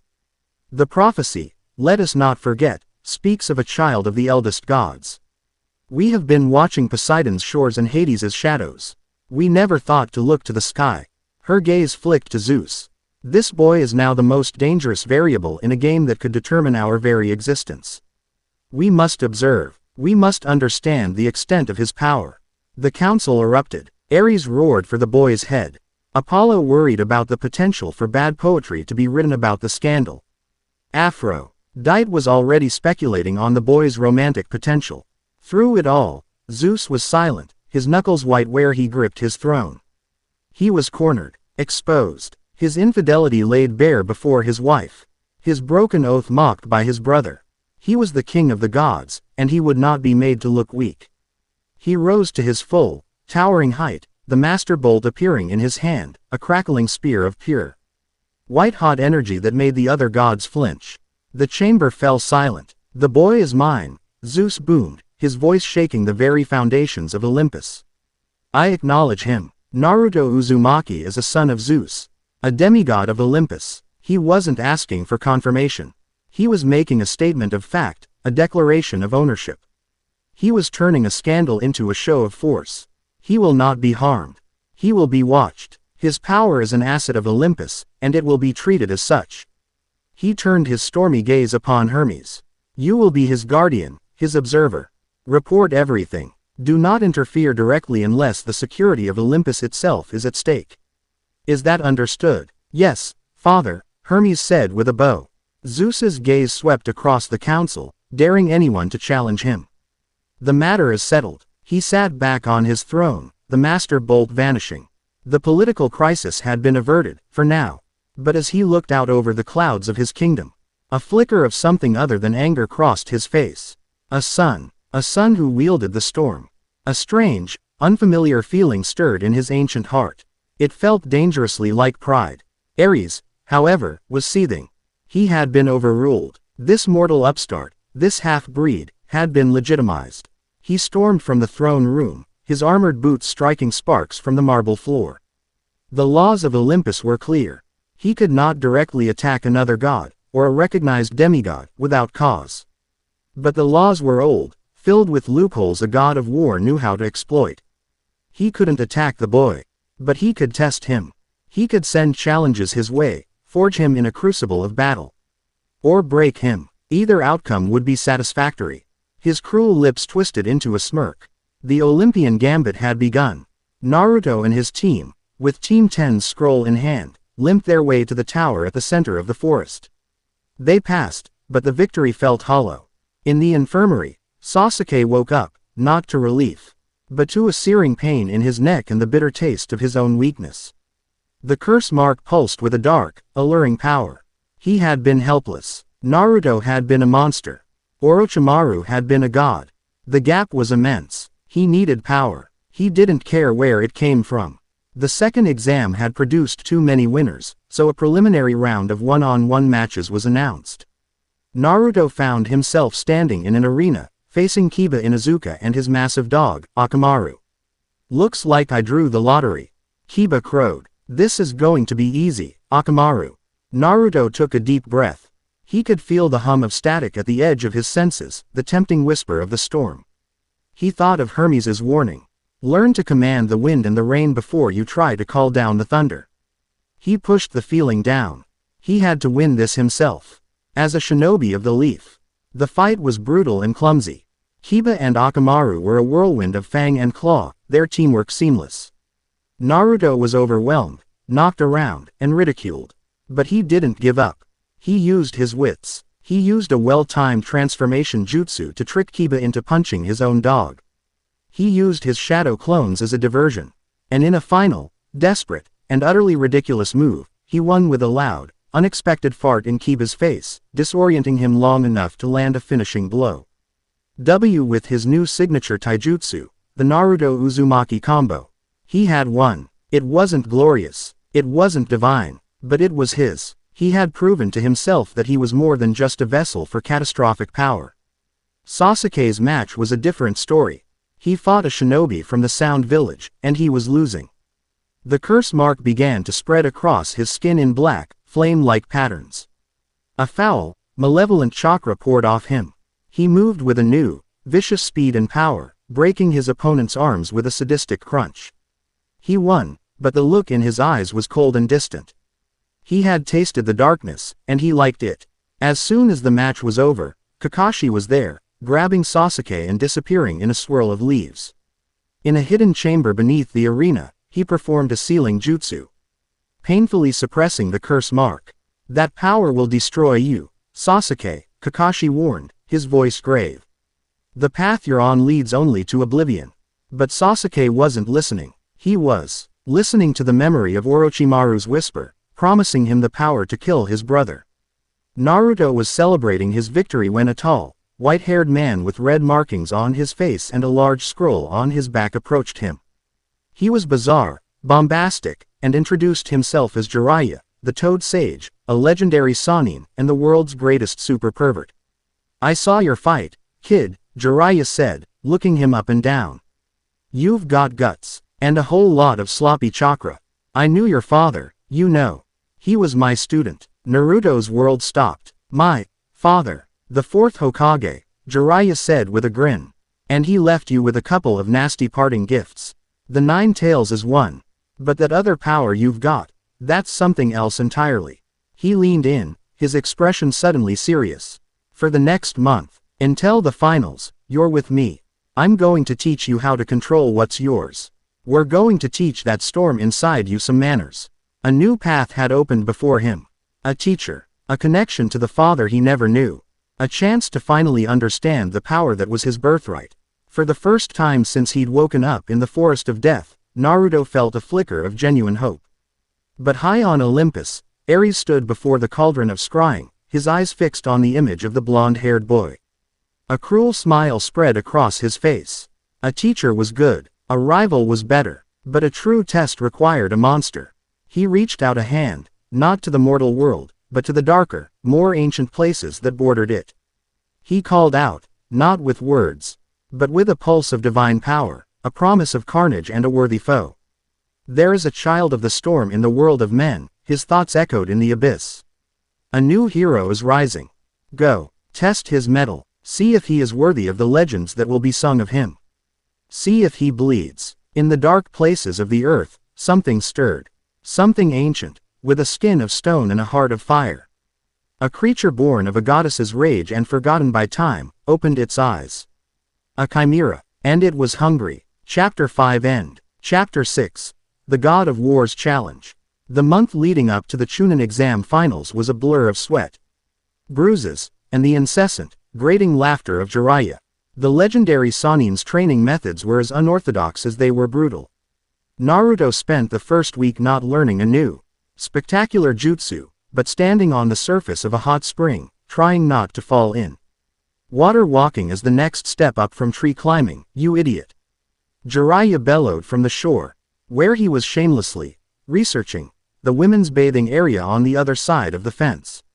It requires a constant, steady output of chakra. Too little, You sink. Too much. You blast the water away and then you sink. It's about balance. For Naruto, it was torture. Every time he tried to channel his chakra, he felt the familiar, eager hum of the storm just beneath the surface. His normal chakra was like a river. But this other power was a tidal wave. When he focused, the water beneath his feet would ripple and hiss, tiny sparks of static dancing across its surface. More than once, an uncontrolled surge sent a jolt through the water, making him yelp as he was violently thrown into the air before splashing down into the hot spring. Your problem, kid, Jiraiya said one afternoon. His perverted grin gone for a rare moment of seriousness, is that you've got two oceans raging inside you. One is red and full of hate, the fox's power. The other is gold and full of lightning. It's your own, but it's just as wild. You're trying to command them both by yelling at them. It'll never work. You need to learn to listen. The words clicked. For the rest of the day, Naruto stopped trying to force it. He stood at the edge of the water, closed his eyes, and just felt. He felt the warm, blue river of his own chakra, the familiar, comforting flow of it. And beneath that, he felt the other thing. The low, distant rumble of thunder. It wasn't angry. It wasn't malevolent. It was just there. A vast, sleeping power. He didn't try to grab it. He just acknowledged it, let it be. He took a step onto the water. And he stood. He spent the next 2 weeks in a grueling routine. Mornings were for control, for listening to the two powers within him, learning their rhythms. Afternoons were for shadow clones. Hundreds of them, all practicing the basics, their experiences flooding back to him at the end of the day in a dizzying, exhausting rush of muscle memory. And evenings were for the Rasengan. Jiraiya had him trying to pop a water balloon, then a rubber ball, and the final step was to spin the air itself. It was a maddening, impossible task, but with every failure, he could feel himself getting closer. One evening, long after Jiraiya had left for his research, Naruto sat by the spring, his body aching, his hands raw from failed attempts. He was exhausted, but a quiet satisfaction settled over him. He wasn't calling down lightning from the sky, but he was getting stronger. He was learning. You're working very hard, Naruto-kun. He looked up, startled. Hinata stood a few feet away, holding a small container. She was dressed in her training gear, and it was clear she had been practicing nearby. In the soft light of the setting sun, the usual deep blush on her cheeks was less noticeable, replaced by a quiet look of admiration. Oh, hey, Hinata, he said, a weary but genuine smile on his face. Yeah, well, Pervy Sage is a tough teacher. She took a hesitant step closer, holding out the container. I saw you were getting a lot of scrapes, she said, her eyes fixed on a point somewhere near his shoulder. This is a special ointment my clan uses. It helps with bruises and muscle strain. He took the container, his calloused fingers brushing against hers. She flinched but didn't pull away. Wow, thanks, Hinata. You didn't have to do that. I wanted to, she said, finally meeting his gaze. Her pale lavender eyes were unwavering. I saw your match in the prelims. And I saw you in the forest. You never give up, even when you're scared, even when you're hurt. It's why you're so strong. He stared at her, momentarily speechless. She wasn't talking about the fox. She wasn't talking about the storm. She was talking about him. The part of him that was just Naruto. That clumsy, stubborn, idiot part of him that refused to stay down. A warmth spread through his chest that had nothing to do with the hot springs. Thanks, Hinata, he said again. His voice softer this time. That means a lot. Before the comfortable silence could become awkward, a sound ripped through the evening air. It wasn't an explosion. It was a roar, a deep, guttural, and utterly alien sound that seemed to shake the very air. It was a sound of primal rage and impossible biology. It came from the direction of the village center. They both looked up. A pillar of black smoke was rising into the twilight sky. Then came the screams. High on Olympus, Ares grinned, his teeth like a row of daggers. He stood before a swirling pool of mist, the cauldron of scrying, which showed him a clear image of Konoha. He watched as his pet, his little test, tore its way into the mortal plane. It hadn't been easy. The barrier between their worlds was strong, but a nudge of divine power A whisper of godly will into the ear of a forgotten beast, was all it took. The chimera materialized near the Hokage monument, a grotesque violation of nature. It had the body and head of a massive lion, but with eyes that burned like coals. Sprouting from its back was the head and neck of a goat, which bleated curses in a forgotten tongue and spat arcs of green, corrosive acid. Its tail was a thick, coiling serpent, its fangs dripping a black venom that sizzled when it hit the stone. The Anbu were the first to respond, a flurry of masked specters who moved with lethal grace. Their blades, infused with chakra, bounced harmlessly off the creature's stony hide. One got too close, and the lion's head opened its maw, unleashing not a roar, but a torrent of white-hot fire that incinerated the shinobi and melted the stone face of the fourth Hokage behind him. The village alarms began to shriek, a frantic, wailing cry for arms. Ares watched with rapt attention. "Show me, little demigod," he whispered to the image in the cauldron. "Show me the power that makes my father so proud. Show me if you are a hero, or just another mortal destined to be crushed under the heel of a god." Jiraiya was on his feet in an instant, his entire demeanor shifting from a lazy pervert to a hardened, legendary shinobi. "What in the hells is that?" he muttered, his eyes wide as he saw the monstrous form rampaging through the village. "We have to help," Naruto shouted, already grabbing his gear. "Stay here, Naruto," Jiraiya commanded, his voice sharp. "That is not a summon. That is not a tailed beast. That is something else, something ancient. This is out of your league." But Naruto was already running. He saw the fire, heard the screams. He saw the faces of the Hokages, his father's face, being melted by a monster's breath. This was his home. The people in those streets were the ones who had scorned him, yes, but they were also the people who had, in their own way, raised him. They were Iruka-sensei, and the old man Hokage, and Chuki and Ayame from Ichiraku. They were his people, and he would not let them die. He burst into the village center to a scene of chaos. Jonin and Chunin were desperately trying to contain the beast. Kurenai trapped it in a genjutsu, but the chimera simply thrashed in confusion, its three heads acting on independent, primal rage, breaking the illusion with sheer destructive force. Asuma's chakra blades scored deep gouges in its hide, but the wounds sealed themselves with a sickening, stony grinding. The creature's snake tail lashed out, faster than any eye could follow, and bit a Chunin on the shoulder. The man screamed once, his body turning black and dissolving into dust before he even hit the ground. Ic began to spread through the defending shinobi. Their jutsu, their training, it was all useless against this thing. Naruto saw the goat head rear back, its throat glowing with a sickly green light. It was aiming for a group of academy students huddled in terror behind a toppled market stall. There was no time to think. Shadow Clone Jutsu. 100 Narutos exploded into existence. They didn't attack. They swarmed the area, a sea of orange, grabbing civilians, pulling shinobi out of the way, forming a living, moving barricade. "Over here, you ugly goat," one of the clones yelled, distracting the beast. The goat head turned and spat its acid, dissolving a dozen clones into puffs of smoke. The real Naruto, using the chaos as cover, ran along the rooftops. He had to get close. He remembered Jiraiya's words. Listen. He reached inside, not for the wild storm, but for the calm, controlled flow he had practiced for weeks. He molded his chakra, pouring it into a Rasengan in his palm. It was stable. It was perfect. He leapt from the roof, a blue sphere of spinning power aimed directly at the creature's flank. He slammed into it, the Rasengan grinding against its hide, tearing a chunk of rock-like flesh from its side.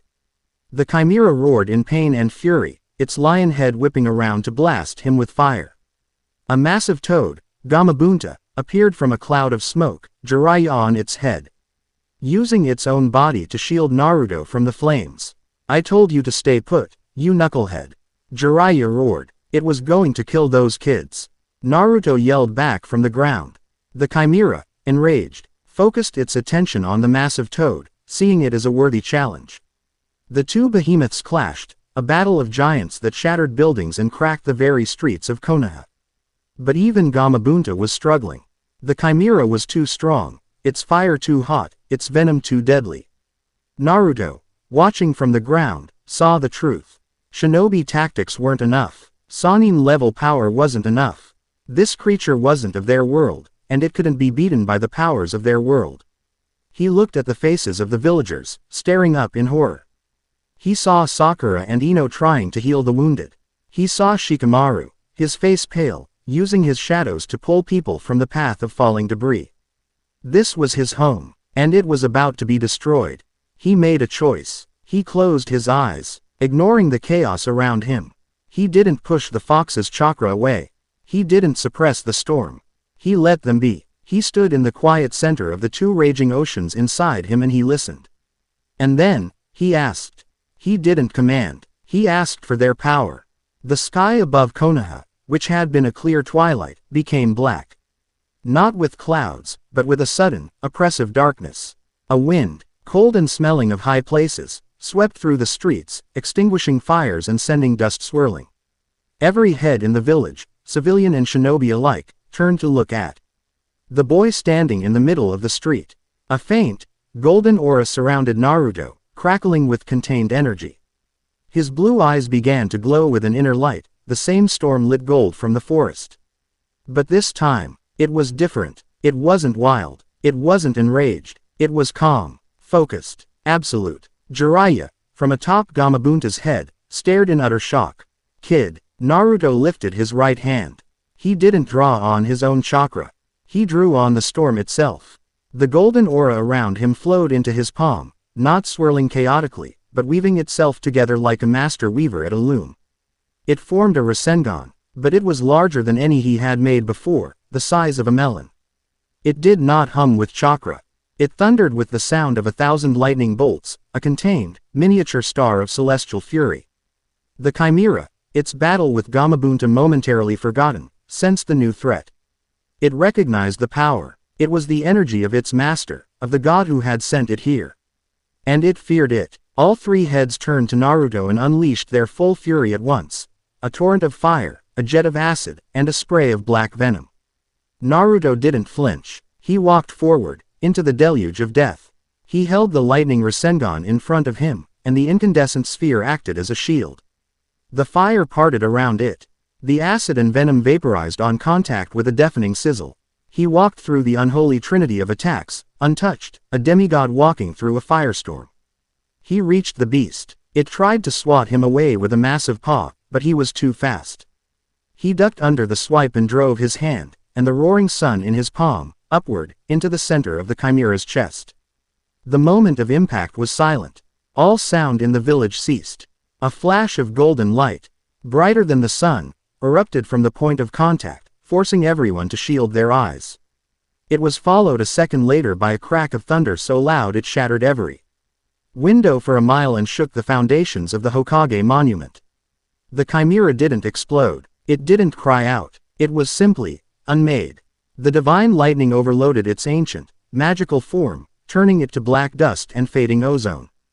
A concussive wave of force, clean and sharp, radiated outwards, clearing the smoke and mist from the air.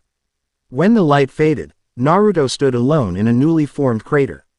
His arms still outstretched. The golden aura flickered and died. The light in his eyes faded.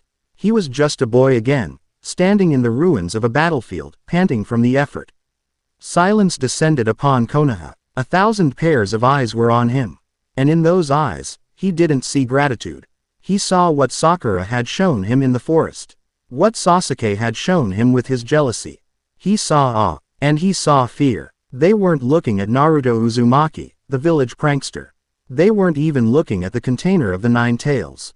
They were looking at the boy who had commanded the heavens. Who had wielded a star in his hand and vaporized a demon from a forgotten age. They were looking at a power they could not comprehend, and they were terrified of it. His secret was out, screamed to the world in a clap of thunder. Jiraiya landed beside him, his expression unreadable. He looked at the stunned faces of the villagers, at the crater, at the lingering smell of ozone. He put a heavy hand on Naruto's shoulder. "Well, kid," he said, his voice a low rumble. The secret's out. Chapter 6 End. Chapter 7. The Akatsuki's Shadow. The thunderclap faded, leaving a silence that was louder than any sound. It was a vacuum, filled with the weight of 1,000 stunned heartbeats.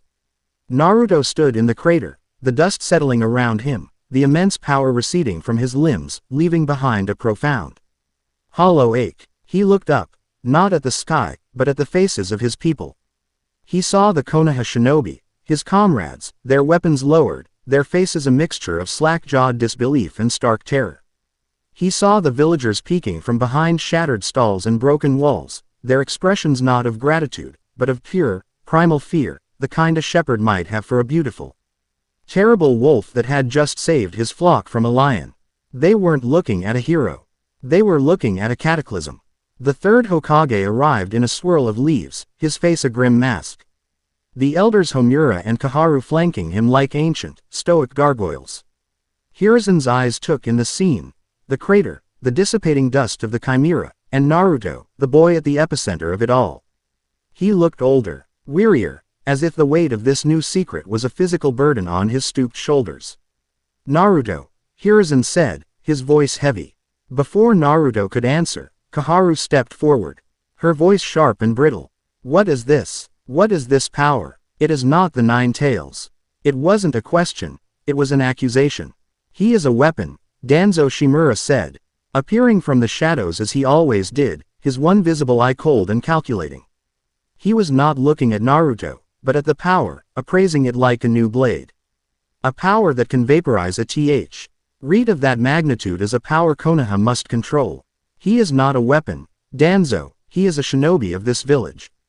Jiraiya retorted, landing beside Naruto, his presence a formidable shield. He placed a hand on Naruto's shoulder, a silent gesture of solidarity that anchored the boy in the swirling currents of fear and politics. And he just saved all of your ungrateful lives. The standoff was broken by a quiet sob. Naruto turned to see a small girl, no older than 7, staring at him. She had been hiding behind her mother, but had peeked out. She wasn't looking at him with fear. Her eyes were wide with wonder. She pointed a trembling finger. The lightning man, she whispered.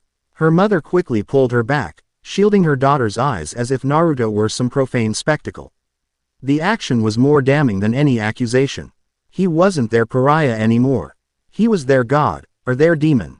He didn't know which was worse. This discussion is over, Hiruzen declared, his voice regaining its authority. The village is secure. The threat is eliminated. Jiraiya, take Naruto somewhere secure. The rest of you, see to the wounded and begin damage assessment. The unspoken order was clear. This incident would be buried under so much bureaucracy and secrecy it might as well have never happened. Jiraiya didn't need to be told twice. He grabbed Naruto's arm and in a flicker of movement, they were gone. Leaving the village to whisper and wonder about the storm that walked among them. In a land of perpetual rain, on a tower so high it was wreathed in clouds, a man w. a face pierced by black rods and eyes of spiraling purple ripples, sat motionless.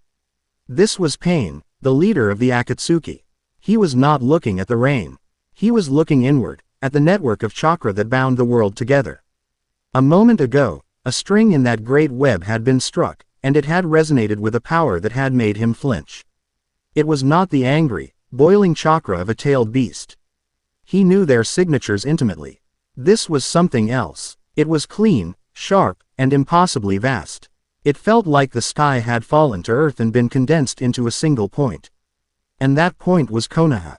A holographic image of a man in a spiraling orange mask flickered into existence before him. Did you feel that, leader? The masked man asked, his voice a jovial tenor th. That was at odds with the menace he projected. I did, Pain said, his voice a monotone. The Nine Tails Jinchuriki. That was no Jinchuriki, the masked man countered. The energy was divine. It outshines the boy's primary signature. He is more than a cage. He is a source. A new holographic figure appeared, a man with shark-like features and a massive, bandaged sword on his back. Whatever it was big.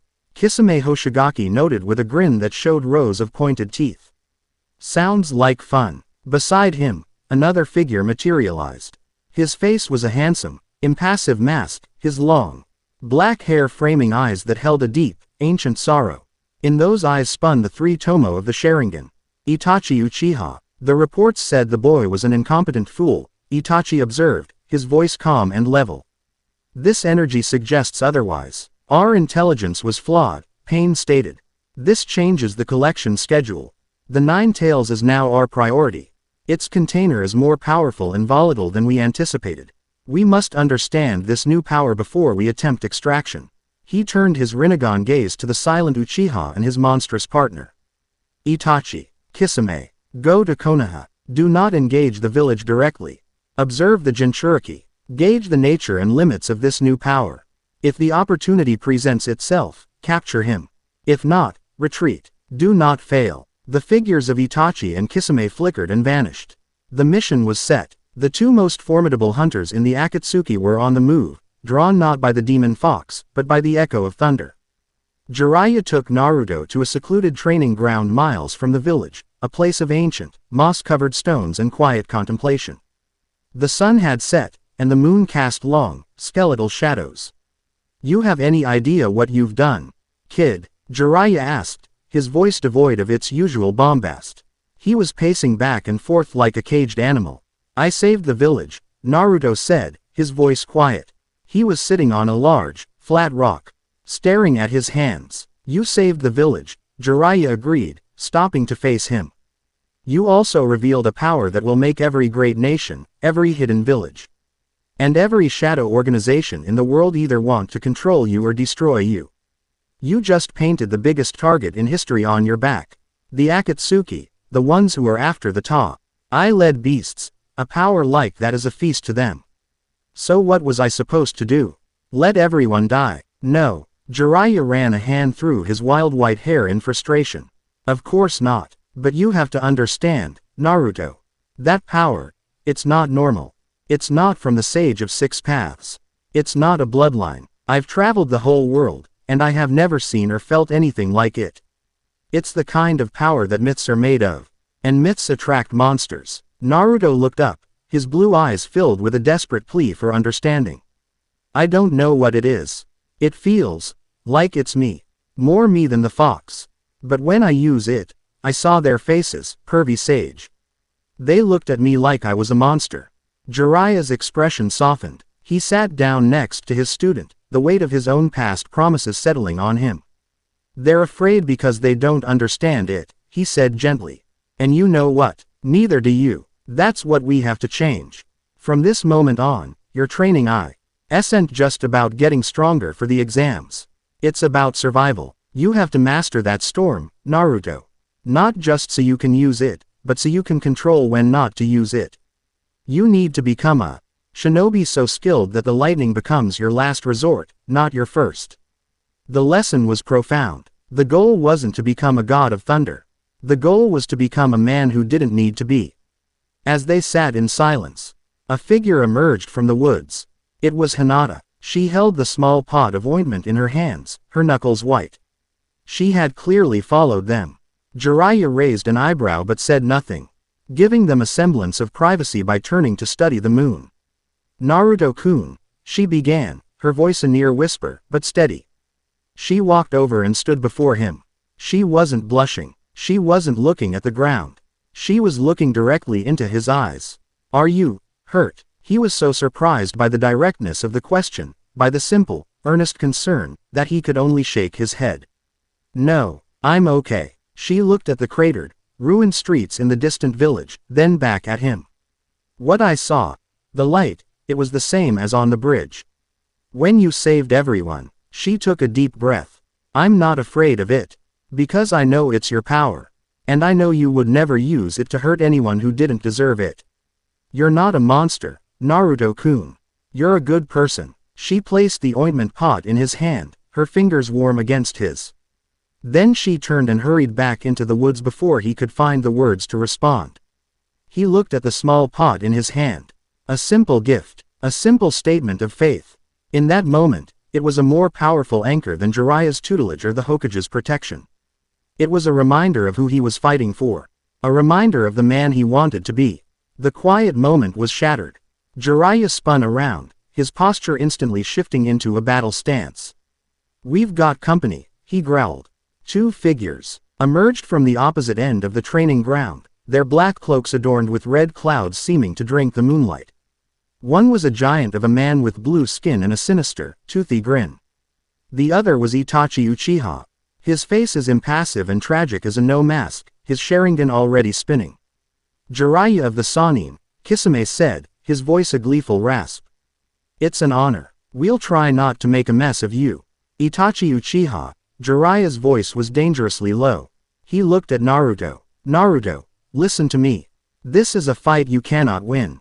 These men are on another level. I will hold them off. You run. But Naruto didn't move. He looked at Itachi, at the man who had destroyed his clan, who had tortured his rival and best friend. The cold resolve he'd felt in the forest of death returned. No, I'm not running. Not from him. How foolish, Itachi said, his voice flat. He took a step forward, and the world seemed to twist. I'll take the pervert, Kisame cackled, drawing his massive bandaged sword, Samahata. You play with the kid. He charged Jiraiya, and the clearing erupted as two legends clashed, toad summons and water sharks colliding in a chaotic spray of chakra and elemental fury. Itachi focused solely on Naruto. He didn't draw a weapon. He simply looked at him. Your power is an anomaly. I will understand it. Naruto threw a dozen shadow clones at him. Itachi dispatched them with a lazy, fluid grace that was almost beautiful, his movements so economical he barely seemed to move at all. Naruto charged in, a Rasengan forming in his palm. He thrust it forward, but Itachi was no longer there. He was behind him. A sharp blow to the neck sent Naruto staggering. Your skills are crude, Itachi stated, his voice devoid of emotion. You rely on brute force and stamina. You are predictable. He raised a hand, two fingers extended. Naruto looked into his eyes, and the world dissolved into black and white. He was in a different place. A stark, monochrome world under a blood-red sky. He was bound to a cross, helpless. Itachi stood before him. Tsukuyomi, Itachi's voice echoed from all directions. For the next 72 hours, I will torture you. We will see what breaks first. Your mind, or your power. The torment began. Knives of black fire flayed the skin from his bones. He was forced to relive every moment of his lonely childhood, every insult, every sneer. Amplified 1,000 times. The pain was absolute, the despair a suffocating ocean. The nine tails roared in his mindscape, thrashing against its cage, but its power was useless here. This was a battle of the soul. He was about to break. His mind was fraying at the edges, the illusion becoming his reality. Then, through the pain, he remembered Hinata's face. You're a good person. He remembered Jiraiya's hand on his shoulder. He remembered the little girl calling him the Lightning Man. He was more than their pain. He was more than their fear. In the deepest part of his consciousness, beyond the cage of the fox, a storm gathered. It was not a storm of rage, but of defiance. A single, golden spark ignited in the blackness of the Tsukuyomi world. Itachi, standing over Naruto's catatonic body in the real world, frowned. Something was wrong. The boy's mind was fighting back in a way he had never encountered. In the illusion, the spark exploded. A bolt of pure gold and lightning tore through the red sky of the Tsukuyomi. The black and white world was flooded with brilliant, defiant color. The cross he was bound to shattered. The knives of fire dissolved. Naruto stood, no longer a victim, but an incandescent figure wreathed in a calm, golden aura. My world has its own weather, Naruto's voice echoed, not with demonic rage, but with a strange, ancient authority. And you are not welcome here. The golden light flared, and the illusion shattered. Itachi staggered back a step in the real world, his hand flying to his left eye, which was bleeding. He stared at Naruto, who was breathing heavily, sweat beading on his forehead, but whose eyes were clear and sane.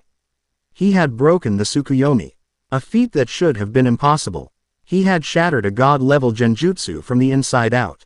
What are you? Itachi whispered, a sliver of genuine shock cracking his impassive facade. Before Naruto could answer, Jiraiya, having fought Kisame to a standstill, unleashed a massive fire jutsu that forced both Akatsuki members back. Itachi, that's enough, Kisame called out, Samahata writhing with excitement. This is getting good, but Itachi had seen enough. He had felt the power that shattered his illusion. It wasn't chakra, it was something else, something absolute. To try and capture the boy now, to force that power to fully emerge, it was too risky. Their mission was to gauge, not to be annihilated. We are leaving, Itachi said, his decision final. He and Kisame vanished into the shadows as quickly as they had appeared. Jiraiya rushed to Naruto's side. "Naruto, are you all right? What did he do to you?" Naruto looked up at his teacher, then at his own hands. A faint, golden static crackled over his skin for a moment before fading. He had faced the monster who haunted Sasuke's dreams. He had been to the deepest pit of despair and had clawed his way back out, not with the fox's power, but with his own. He was still terrified, but for the first time, he wasn't afraid of the storm inside him. He was beginning to understand it. It was his will, it was his soul, and it would not be broken. Chapter 7 End. Chapter 8. The Price of Power. The aftermath of the Akatsuki's attack was a heavy, unspoken thing that lingered in the air between Naruto and Jiraiya. The physical battle had been brief, but the psychological scars ran deep. Naruto had survived the Tsukuyomi, a feat Jiraiya could scarcely comprehend, but it had taken a toll. He was quieter, more introspective. He would spend hours just sitting, his eyes closed, not meditating in the traditional sense, but seemingly listening to an internal conversation. He was listening to the river and the storm. Jiraiya, for his part, was a man possessed. The casual perversion and bombastic attitude were gone, replaced by the grim focus of a wartime commander. He had seen Itachi Uchiha, a prodigy he'd only known through reputation, and had felt the chilling, alien chakra of his partner, Kisame. He knew now, with absolute certainty, that Naruto's current skill set was a death sentence. Brute force, a Rasengan, and an uncontrolled divine power were not enough. Not against hunters of that caliber. "They'll be back, Naruto," Jiraiya said one morning, his voice flat. They stood in a hidden clearing, a place Jiraiya had used for his own training decades ago. "The Akatsuki don't give up. Next time, they won't just be testing the waters. They'll come to drag you under. Your lightning Rasengan is a nuke. It's devastating, but it leaves you a glass cannon. We need to turn you into a fortress." He bit his thumb, smearing a line of blood on a massive scroll. "I was going to wait until you were older, until you had more control. But we don't have that luxury. Your father was a genius who perfected the jutsu of the second Hokage. Your mother was a Jinchuriki with chakra reserves that defied logic. You have both their gifts, and this other, wilder power on top of it. It's time we stopped treating them like separate things." He unrolled the scroll. It depicted a man sitting in a meditative pose, with markings around his eyes, flanked by two immense toad sages.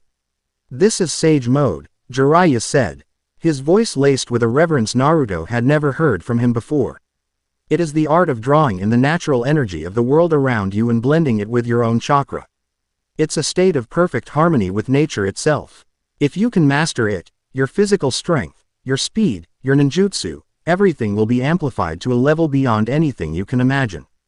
Naruto stared at the scroll, a flicker of excitement in his eyes. "So I'll be even stronger." "Stronger, yes, but that's not the point," Jiraiya corrected him. "Sage mode is about balance. Harmony. Right now, the storm inside you is an invading force that your body can barely contain. But the world is full of natural energy. The trees, the earth, the very air we breathe. If you can learn to draw in that energy, to make your own body a conduit for it, you won't just be a container for the storm. You'll be the landscape. You'll be the eye of the hurricane, calm and in control, while the tempest rages around you. It's the only way you'll be able to truly command your divine power without it tearing you apart." The risks, Jiraiya explained, were terrifying. If a user drew in too little natural energy, the technique failed. If they drew in too much, or failed to balance it with their own spiritual and physical energy, they would be overwhelmed. Their body would begin to mutate, to transform, until they were turned to stone, a permanent, frog-like statue. A grim testament to their failure. "We don't have years to practice," Jiraiya said, producing a small vial of a thick, viscous oil. "So we're cheating. This is a special toad oil from Mount Myoboku. It passively attracts natural energy. We'll apply it to you, and it will give you a feel for what you're trying to sense. The first step is to sit perfectly still. You cannot move a muscle. You must become one with the world around you. Feel its pulse. Feel its energy. And whatever you do, do not let it overwhelm you. Naruto sat cross-legged on a flat stone in the center of the clearing. Jiraiya applied the pungent oil to his skin. Almost immediately, Naruto felt a change. It was a tingling sensation, like though you sand tiny needles prickling at his skin. The world, which had always been a collection of sights and sounds, became something more. He could feel the life force humming in the ancient trees, the slow, deep patience of the stones. The cool breath of the wind as it passed over him. It was a chorus of life, and it was beautiful. And it was immense. He felt the natural energy beginning to seep into him, drawn by the oil. It was a vast, peaceful ocean of power, completely different from the violent torrent of his own divine energy. He tried to draw it in, to blend it with his own chakra as Jiraiya had instructed. But the moment the placid ocean of natural energy touched the sleeping storm inside him, the storm awoke. It was not a conscious act. It was a territorial one. The divine power within him, the very essence of the sky and the thunder, recognized the energy of the earth and saw it as an intruder. A rival. It flared instinctively, not with the controlled calm he had managed against the chimera, but with a possessive, jealous rage. Naruto, stop! Jiraiya yelled, his eyes wide with alarm. He could see the golden sparks arcing across Naruto's skin, could feel the sudden, violent shift in the atmosphere. Naruto grunted in pain, his body caught in a war between two titanic, primordial forces. The natural energy, pure and serene, was being corrupted by the violent, celestial power. His skin began to harden, not with the smooth gray of stone, but with a strange, crystalline substance that looked like fulgurite, the glassy rock formed when lightning strikes sand. It started at his fingertips, a creeping petrification that was both earthy and electric.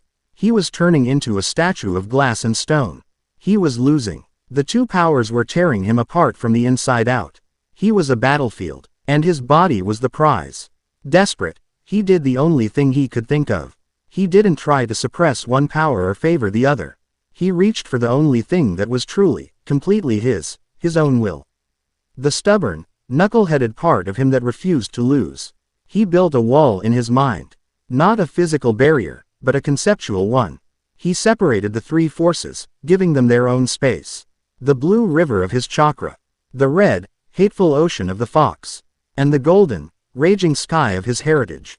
He stood in the center, a mediator, a king demanding order in his own kingdom. And into that volatile mix, he introduced the natural energy. He didn't let it touch the storm. Instead, he channeled it into the river, into his own chakra.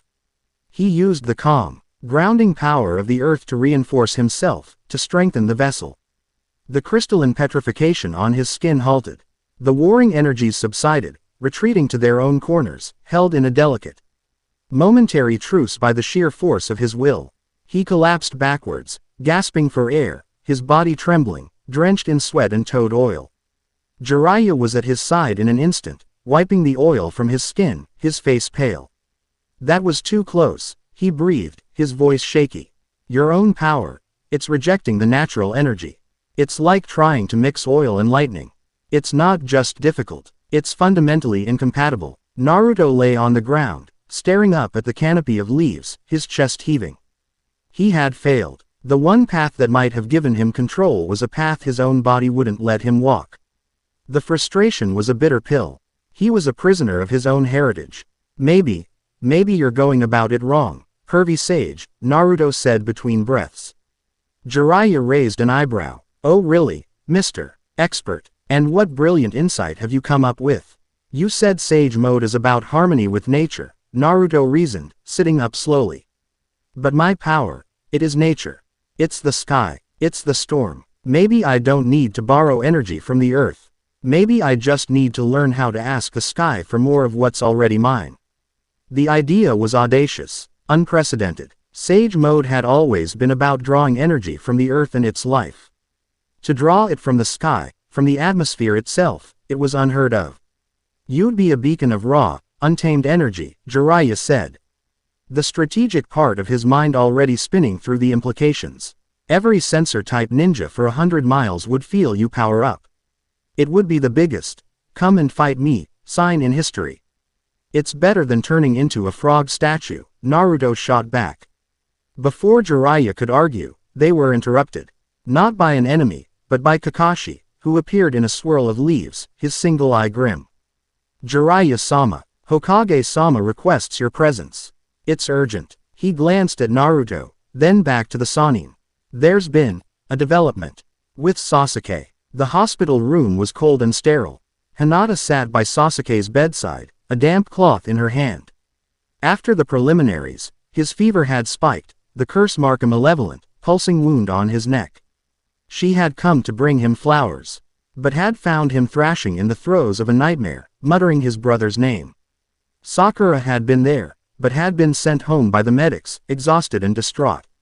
So Hinata had stayed. She didn't know Sasuke well.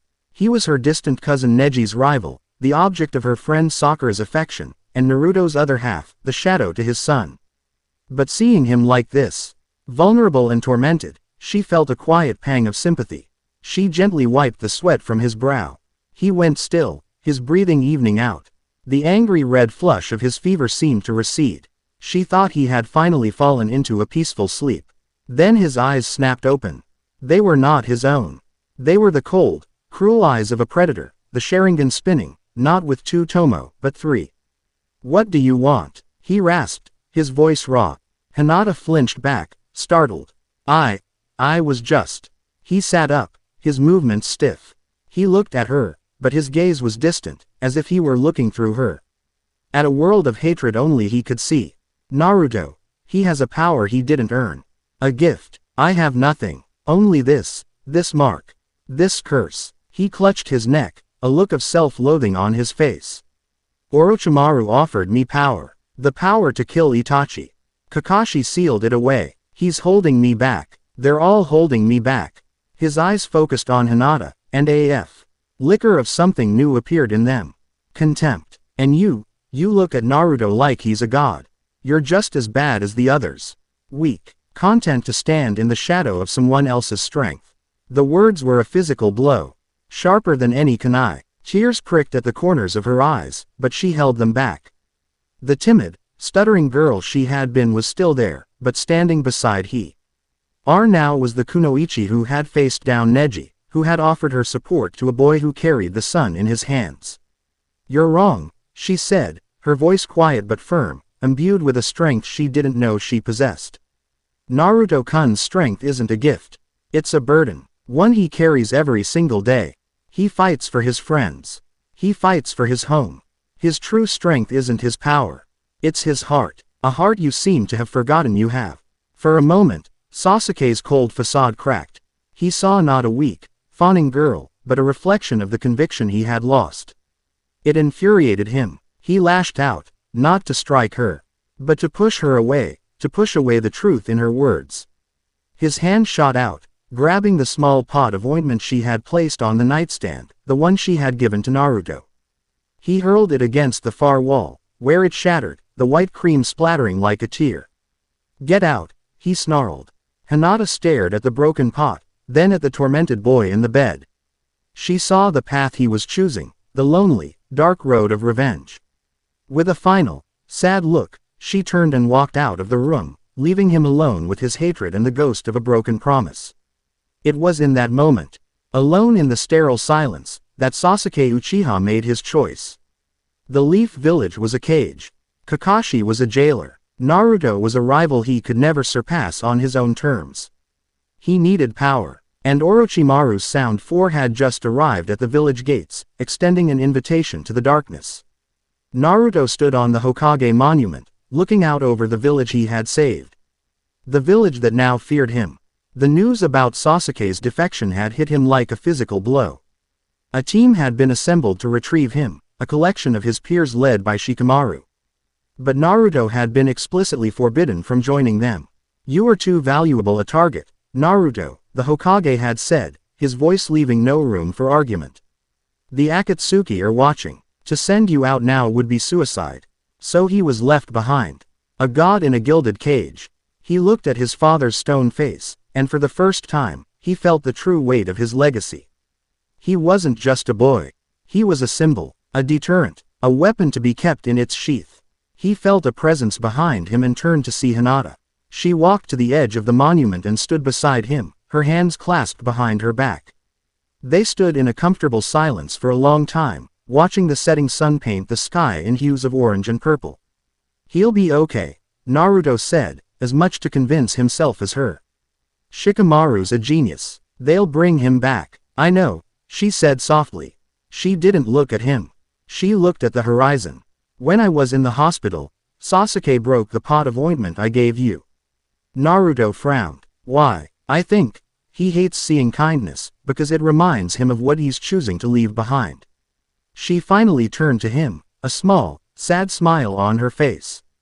Quote, "He is walking into the darkness because he thinks it's the only place he can find strength. But you walked through a darkness just as deep when you fought Itachi. And you found your own light. That is why you are strong, Naruto-kun. Not because of the lightning, but because you are not afraid to be kind." Her words, so simple and so profound, cut through the turmoil in his heart. He was a Jinchuriki. He was a demigod. He was a target. But he was also just Naruto. A boy who cherished his friends, who refused to give up, who found strength not in power, but in his bonds with others.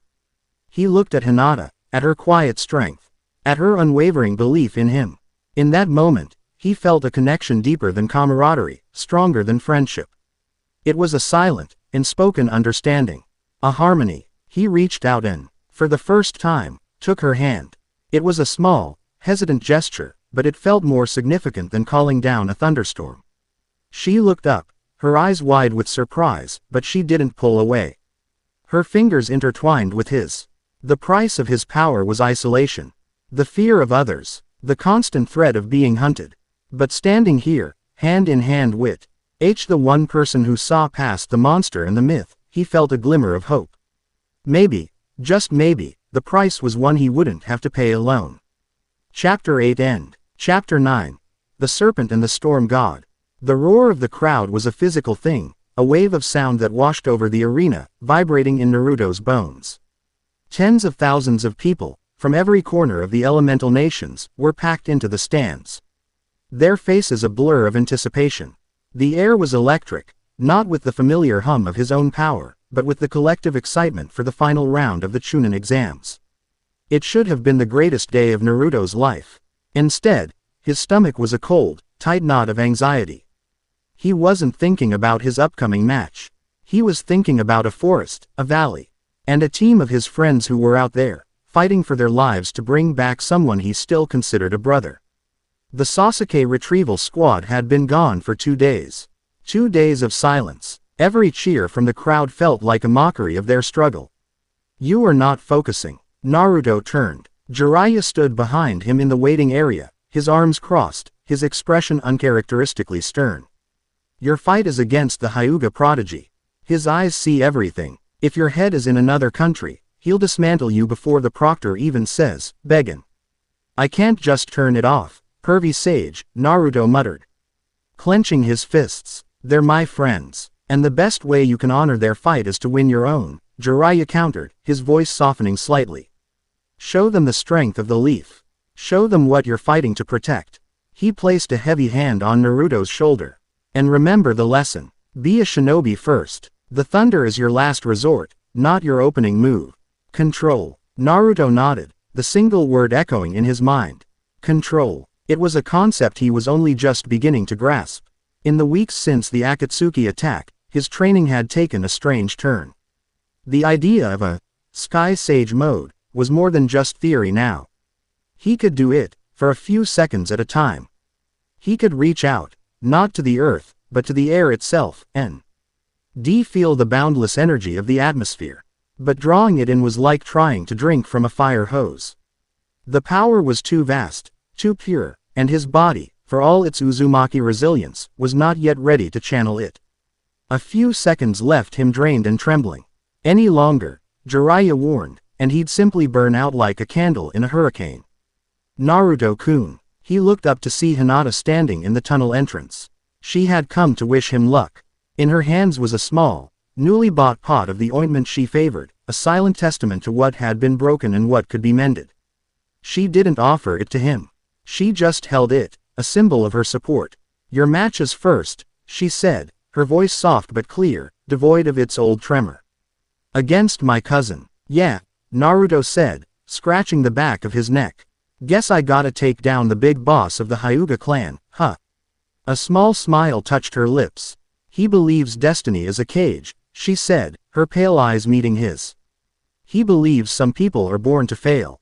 Please, Naruto-kun, show him that he is wrong. Show him that a person can write their own fate. Her words cut through his anxiety, giving him a new focus. T.S. wasn't just a tournament match anymore. It was a battle of ideals. He was fighting for Sasuke, for his friends, but he was also fighting for her. For the quiet girl who had been told her whole life that she was a failure. And who had found the strength to defy her own destiny. Don't worry, Hinata, he said, a wide, confident grin spreading across his face, the first genuine one he'd managed all day. It's a promise of a lifetime. When his name was called, he walked out into the blinding sunlight of the arena, the roar of the crowd deafening. Across from him stood Neji Hyuga, his arms crossed, his face a mask of arrogant calm. So, the failure from the preliminaries made it to the finals, Neji said, his voice carrying across the silent arena. Your luck has run out. Your destiny, from the moment you were born a failure, was to lose to me here today. It is an inescapable fact. Naruto simply pointed a finger at him. You say destiny is set in stone. Well, I'm the guy who's gonna smash that stone to pieces. The proctor signaled for the match to begin. The fight was a lesson in humiliation. Neji was a whirlwind of precision and grace. His gentle fist style was the perfect counter to Naruto's brawling. Every time Naruto got close, a single, precise jab from Neji would block a chakra point, sending a jolt of numbing pain through his system. Naruto's shadow clones were useless. Neji's Byakugan saw through the deception, and his 8 trigrams palm rotation was an absolute defense, a spinning dome of chakra that deflected every attack. Naruto was knocked down, again and again. He was bleeding, bruised, and his chakra network was in chaos. The crowd began to murmur, then to openly jeer. The failure was being put in his place by the prodigy. It is over, Neji stated, standing over Naruto's prone form. He had just struck the final blow of his 64 palms, sealing every major chakra point in Naruto's body. You cannot mold chakra. You cannot even stand. Accept your fate. Naruto lay in the dirt, his body screaming in protest. He tried to push himself up, but his limbs wouldn't obey. He was finished. He had promised Hinata. He had promised himself. And he was going to fail. Then he felt it. The other power. The red, hateful chakra of the 9 tails, boiling in his gut, enraged at its host's weakness. It began to leak out, a tempting offer of overwhelming strength. He could use it. He could let the demon out and crush Neji. No, he thought of Jiraiya. Be a shinobi first. He thought of Hinata. Show him he is wrong. He wouldn't win this as a monster. He had to win this as Naruto Uzumaki. He closed his eyes and dug deep, past the fox's cage, past the sleeping storm. He found his own will, that stubborn, unbreakable core of his being, and he focused it all on one single point. He remembered his training, his father's legacy, the impossible task of the Rasengan. It wasn't just about molding chakra. It was about shaping it with pure force of will. He forced his damaged chakra network open. It was agony, like trying to force a river through a blocked dam. The red chakra of the fox surged, sensing an opening, and Naruto used it, not as a weapon, but as a tool. He used its raw power as a battering ram to clear the blocked pathways Neji had so expertly sealed. He staggered to his feet, his body screaming, a thin cloak of red chakra steaming off him. Neji's eyes widened in shock. It should have been impossible. I told you, Naruto panted, a bloody grin on his face. I never go back on my word. That's my ninja way. He charged. Neji, confident in his ultimate defense, prepared his rotation. But this time, Naruto had a plan. He summoned 2 clones. One went high, one went low. As Neji spun his dome of chakra to deflect them, the real Naruto was burrowing through the ground beneath him. He erupted from the earth directly under Neji's feet, inside the blind spot of both his Byakugan and his rotation. He drove an uppercut into Neji's chin with every last ounce of his strength. The prodigy was sent flying, landing in a heap, unconscious. The arena was silent for a heartbeat, and then it exploded. They were cheering for him. For the failure. For the boy who had refused to lose. As the proctor declared him the winner, a sudden wave of drowsiness washed over the crowd. White feathers began to drift down from the sky. A mass-scale genjutsu. Naruto felt his own senses dulling, but the fox's chakra burned the illusion away. He looked up at the cage box. The cage was holding a kunai to the third Hokage's throat. The invasion had begun. Giant snakes were summoned into the arena, crushing the stands. Sound and sand shinobi poured from the walls, engaging the Konoha Jonin. It was chaos. Naruto was about to leap into the fray. When a new presence appeared on the arena floor, a figure who radiated an aura of such malevolence that the very air seemed to curdle around him. It was Orochimaru, disguised as the cage. The party is just beginning, Naruto-kun. Orochimaru hissed, his face melting away to reveal his true, serpentine form. But my interest is not in these common insects.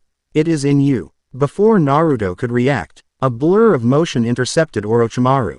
Jiraiya, your fight is with me, you snake, the Sannin snarled. The two legends clashed, their battle on a scale that dwarfed the surrounding chaos. Summons and forbidden jutsu tore the arena apart. Naruto, knowing he was out of his league, focused on helping the other genin, his shadow clones a swarm of orange that pulled civilians from the path of destruction. During a lull in the fighting, as Jiraiya was momentarily pinned by one of Orochimaru's summons, the snake Sannin saw his chance. He wasn't trying to kill Naruto.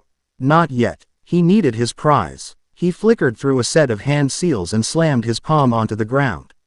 A writhing mass of snakes shot from the earth, not to bite, but to bind Naruto, holding him fast. I only need a sample, Orochimaru hissed, his neck elongating as he shot towards Naruto. His fangs weren't aimed at Naruto's neck, but at his chest, directly over the seal that held the 9 tails. Naruto instinctively flared his power in defense. Not the fox's chakra, but the golden aura of the storm. The snakes holding him dissolved into dust. But it was too late. Orochimaru's fangs sank deep. They were not normal fangs, they were hollow. Like a syringe. Naruto screamed as he felt a part of himself, a core piece of the golden energy that was his birthright, being violently siphoned away. It felt like his soul was being drawn out through a straw. Orochimaru ripped himself away, a glowing, golden globule of pure divine energy held within a bubble of chakra on his tongue. He had it. He had the key. Thank you for the donation. He cackled, and with a final, massive summon to cover his escape, he vanished into the chaos of the invasion. In the dark, subterranean tunnels beneath Konoha, Orochimaru prepared his altar. The golden energy pulsed in a containment field, a miniature, captive sun. Kabuto stood by, his face a mixture of excitement and trepidation.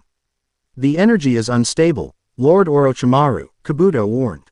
Attempting to integrate it directly could vaporize you. My new vessel, Sasuke-kun, is not yet ready, Orochimaru hissed, stripping off his robes. His current body was already beginning to reject him, a constant nagging pain he had grown accustomed to. And I will not wait. This body may be weak, but with a forbidden jutsu of my own creation, it will serve as a crucible. He had a captured sound shinobi bound to a stone slab, a sacrifice to anchor the ritual.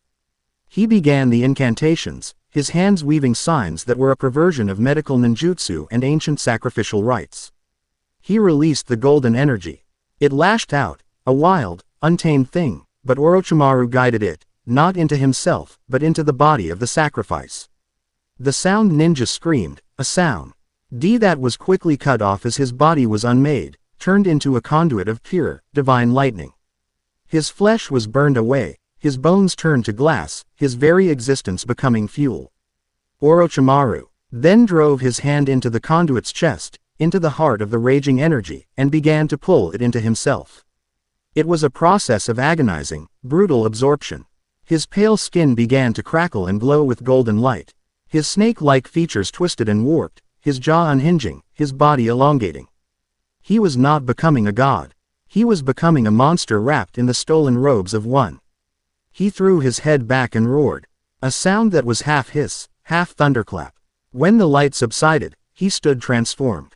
His skin was a pale, marble white, with golden, lightning-like patterns running across it like veins. His eyes were no longer just golden slits, they were solid orbs of electric gold. A faint, Corrupt aura of ozone and decay surrounded him. He had done it. He had stolen the power of a demigod. He flexed his fingers, and a bolt of jagged, golden lightning, a sick parody of Naruto's own power, arced between them. Magnificent, he whispered, his voice now a resonant, echoing thing. He rose from the tunnels, appearing on the roof of the shattered arena. He raised a hand, and the sky above Konoha, which had been a clear, sunny blue, was instantly blotted out by dark, roiling storm clouds of his own creation. The invasion forces, sand and sound alike, stopped their fighting and stared up at him in terror. The games are over, the being that was once Orochimaru boomed, his voice echoing across the village. He looked down at Naruto, who was helping an injured Sakura. Son of the storm, I have taken a piece of your divinity and made it my own. Now, let us see, which of us is more worthy of this power. Come and face me, or watch your pathetic village be erased from the earth. Naruto stared up at the monster on the roof, at the stolen storm he commanded. He was drained from his fight with Neji. A piece of his very soul had been ripped out, and he was facing a legendary Sannin who had just become a twisted god. He was out of options. He was out of time. He looked at Sakura's frightened face, at the burning village around him. Jiraiya was still occupied, fighting a desperate battle against Orochimaru's remaining forces. This was his fight. He closed his eyes. Be a shinobi first. The lesson was a good one. But the shinobi had reached his limit. It was time for the demigod to answer. He didn't try to meditate. He didn't try to find balance. He simply reached up with his senses to the angry, stolen sky above, and he pulled. He called to the true nature of the storm, the wild, atmospheric energy that Orochimaru was only mimicking. It was a desperate, all-or-nothing gamble. The power answered him. It came down not as a gentle stream, but as a waterfall of pure, celestial energy. It poured into him, and the pain was excruciating. It was too much, too fast. His body couldn't refine it. His skin began to crack, not with stone, but with pure, golden light seeping from within. His eyes became blazing white suns. A chaotic, unstable corona of golden lightning erupted around him, scorching the ground at his feet. It was not the calm, focused power he had used against the Chimera. It was a raw, self-destructive supernova. A partial, terrifying, and incomplete sage mode of the sky. He rose into the air, levitating a few feet off the ground, a figure of absolute, terrifying power. He was a live wire. A walking thunderclap. He looked at the serpent god on the roof. And for the first time, Orochimaru felt a flicker of something he had long forgotten. Fear. Chapter 9 End. Chapter 10. The Son of Zeus. The air over Konoha was a battlefield of warring pressures. Two storms, one stolen and one unleashed, vied for supremacy. Below, the invasion ground to a halt. Shinobi on both sides, hardened veterans of countless battles, scrambled for cover. Their own conflicts rendered insignificant by the godlike confrontation unfolding above them. This was no longer a battle for a village, it was a clash of mythic forces. Orochimaru, resplendent in his stolen divinity, laughed. The sound was a discordant peal of thunder, full of arrogant delight. Yes, this is it, the true power. Show me, boy, show me the full extent of the gift you squandered. He thrust his hand forward, and a spear of jagged, golden lightning, corrupt and chaotic, hurtled towards Naruto. Naruto didn't dodge. He was a being of pure energy now, his thoughts moving at the speed of light. He raised his own hand, and a torrent of brighter, purer lightning erupted to meet the attack.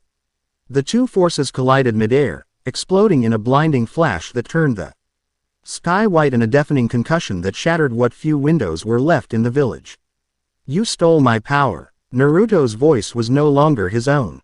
It was a chorus of 1,000 storms, a resonant, echoing boom that seemed to come from the sky itself. You were just a thief. A snake playing dress up in a god's skin. He shot forward, not running, but flying, a golden comet that left a trail of scorched air in his wake. He was instinct and energy, his movements raw and untempered by finesse. He was a natural disaster given purpose. The two demigods clashed above the Hokage monument, air battle, a maelstrom of golden light and destructive force. Every blow, every parry, sent shockwaves of power radiating outwards, carving new scars into the faces of the past leaders, an ironic desecration of Konoha's history. Orochimaru was a serpent, his movements fluid and deceptive, his stolen lightning lashing out like a viper's strike. Naruto was a thunderbolt, direct and overwhelming, Uri attack a straight line of unstoppable force. Down below, Jiraiya had finished his own battle.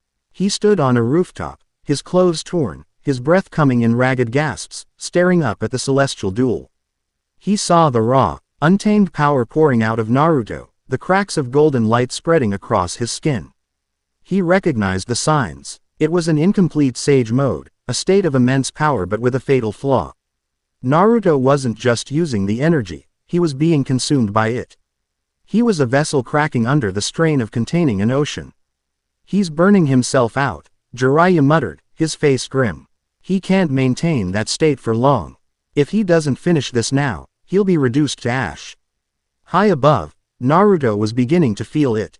The power was exhilarating, absolute, but the price was a searing pain that started in his bones and spread outwards. His own body was becoming the fuel for the fire. He had to end this. He disengaged from Orochimaru, putting 100 yards of open air between them. He brought his hands together in front of his chest, not in a hand seal, but cupped, as if holding something precious. He closed his burning white eyes and focused, not on the raging power, but on a memory. The memory of Hinata's quiet strength, of Jiraiya's gruff faith, of his father's stone face watching over the village. He wasn't just a storm. He was a shinobi of the leaf. He was Naruto Uzumaki. He poured his will, his very identity, into the chaotic energy he had summoned. He gave the storm a shape. The golden corona around him was drawn inward, pulled into the space between his hands. It coalesced, not into a familiar sphere, but into something new. A trident, a three-pronged spear of pure, solidified lightning, humming with a power that made the air itself tremble. It was a perfect synthesis of his heritage and his training, a divine weapon forged by a shinobi's will. Orochimaru's golden eyes widened. The arrogant amusement on his face was replaced by a flicker of genuine alarm. The power radiating from that spear was different.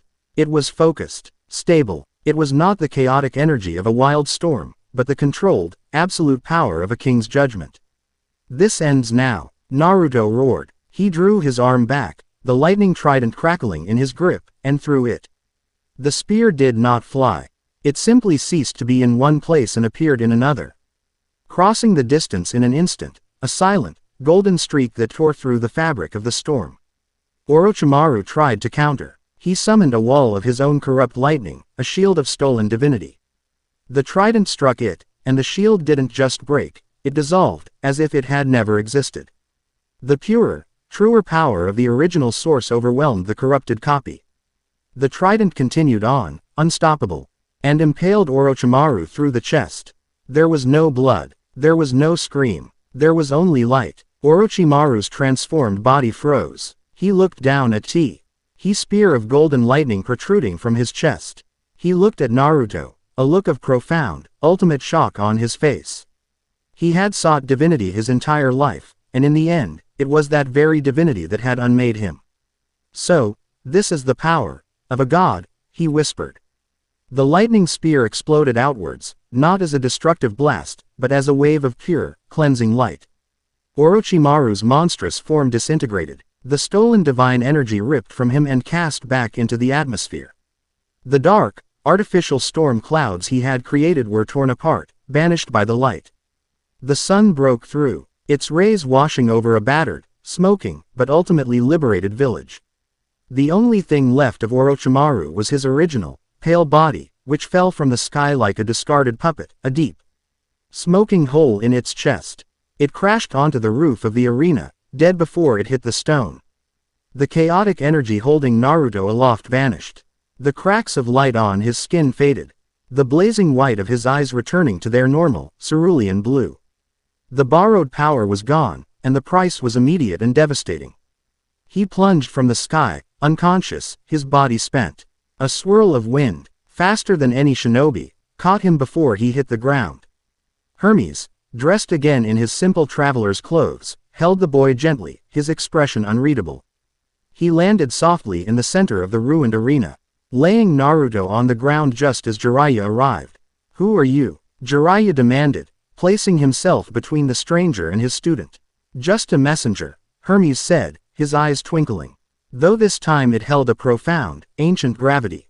Delivering a summons. As he spoke, the very air in the arena grew heavy. The temperature dropped. The sunlight seemed to dim, not because of clouds, but as if it were being commanded to. A presence descended upon the arena, a weight so immense that Jiraiya, a legendary Sannin, found himself forced to one knee, his breath catching in his throat. A figure shimmered into existence beside Hermes.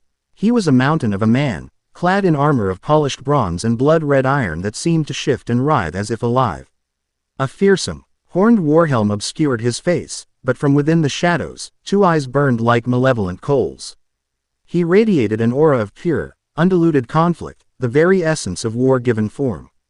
In his hand, he held a massive bronze spear that dripped with a substance that was not blood, but the very concept of violence. This was Ares, the god of war. So, Ares's voice was a gravelly boom.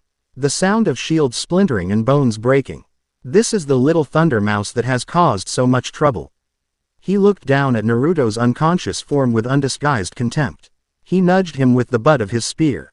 "He is small, pathetic. He has just defeated a foe who wielded a stolen portion of your father's power," Hermes countered calmly.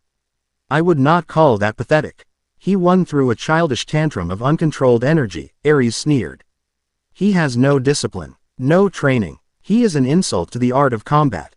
He turned his burning gaze on Jiraiya, who was struggling to even breathe under the oppressive weight of the god's presence. "You, mortal, you are his teacher." Jiraiya gritted his teeth, forcing himself to speak. "I am." "You have done a poor job," Ares declared. "You have taught him tricks and parlor games. He has the power of a god, and you train him like a common foot soldier. It is an embarrassment." The god of war looked back down at Naruto. A flicker of something akin to interest in his fiery eyes. "Still, the potential is there. A raw, untamed weapon. And weapons are my domain." He turned to Hermes. "The message has been delivered. My test of the chimera has been passed, however sloppily. The serpent has been dealt with. Now, the second phase of the Olympian gambit begins." He pointed his spear at Naruto. "Father has summoned him. He is to be brought to Olympus.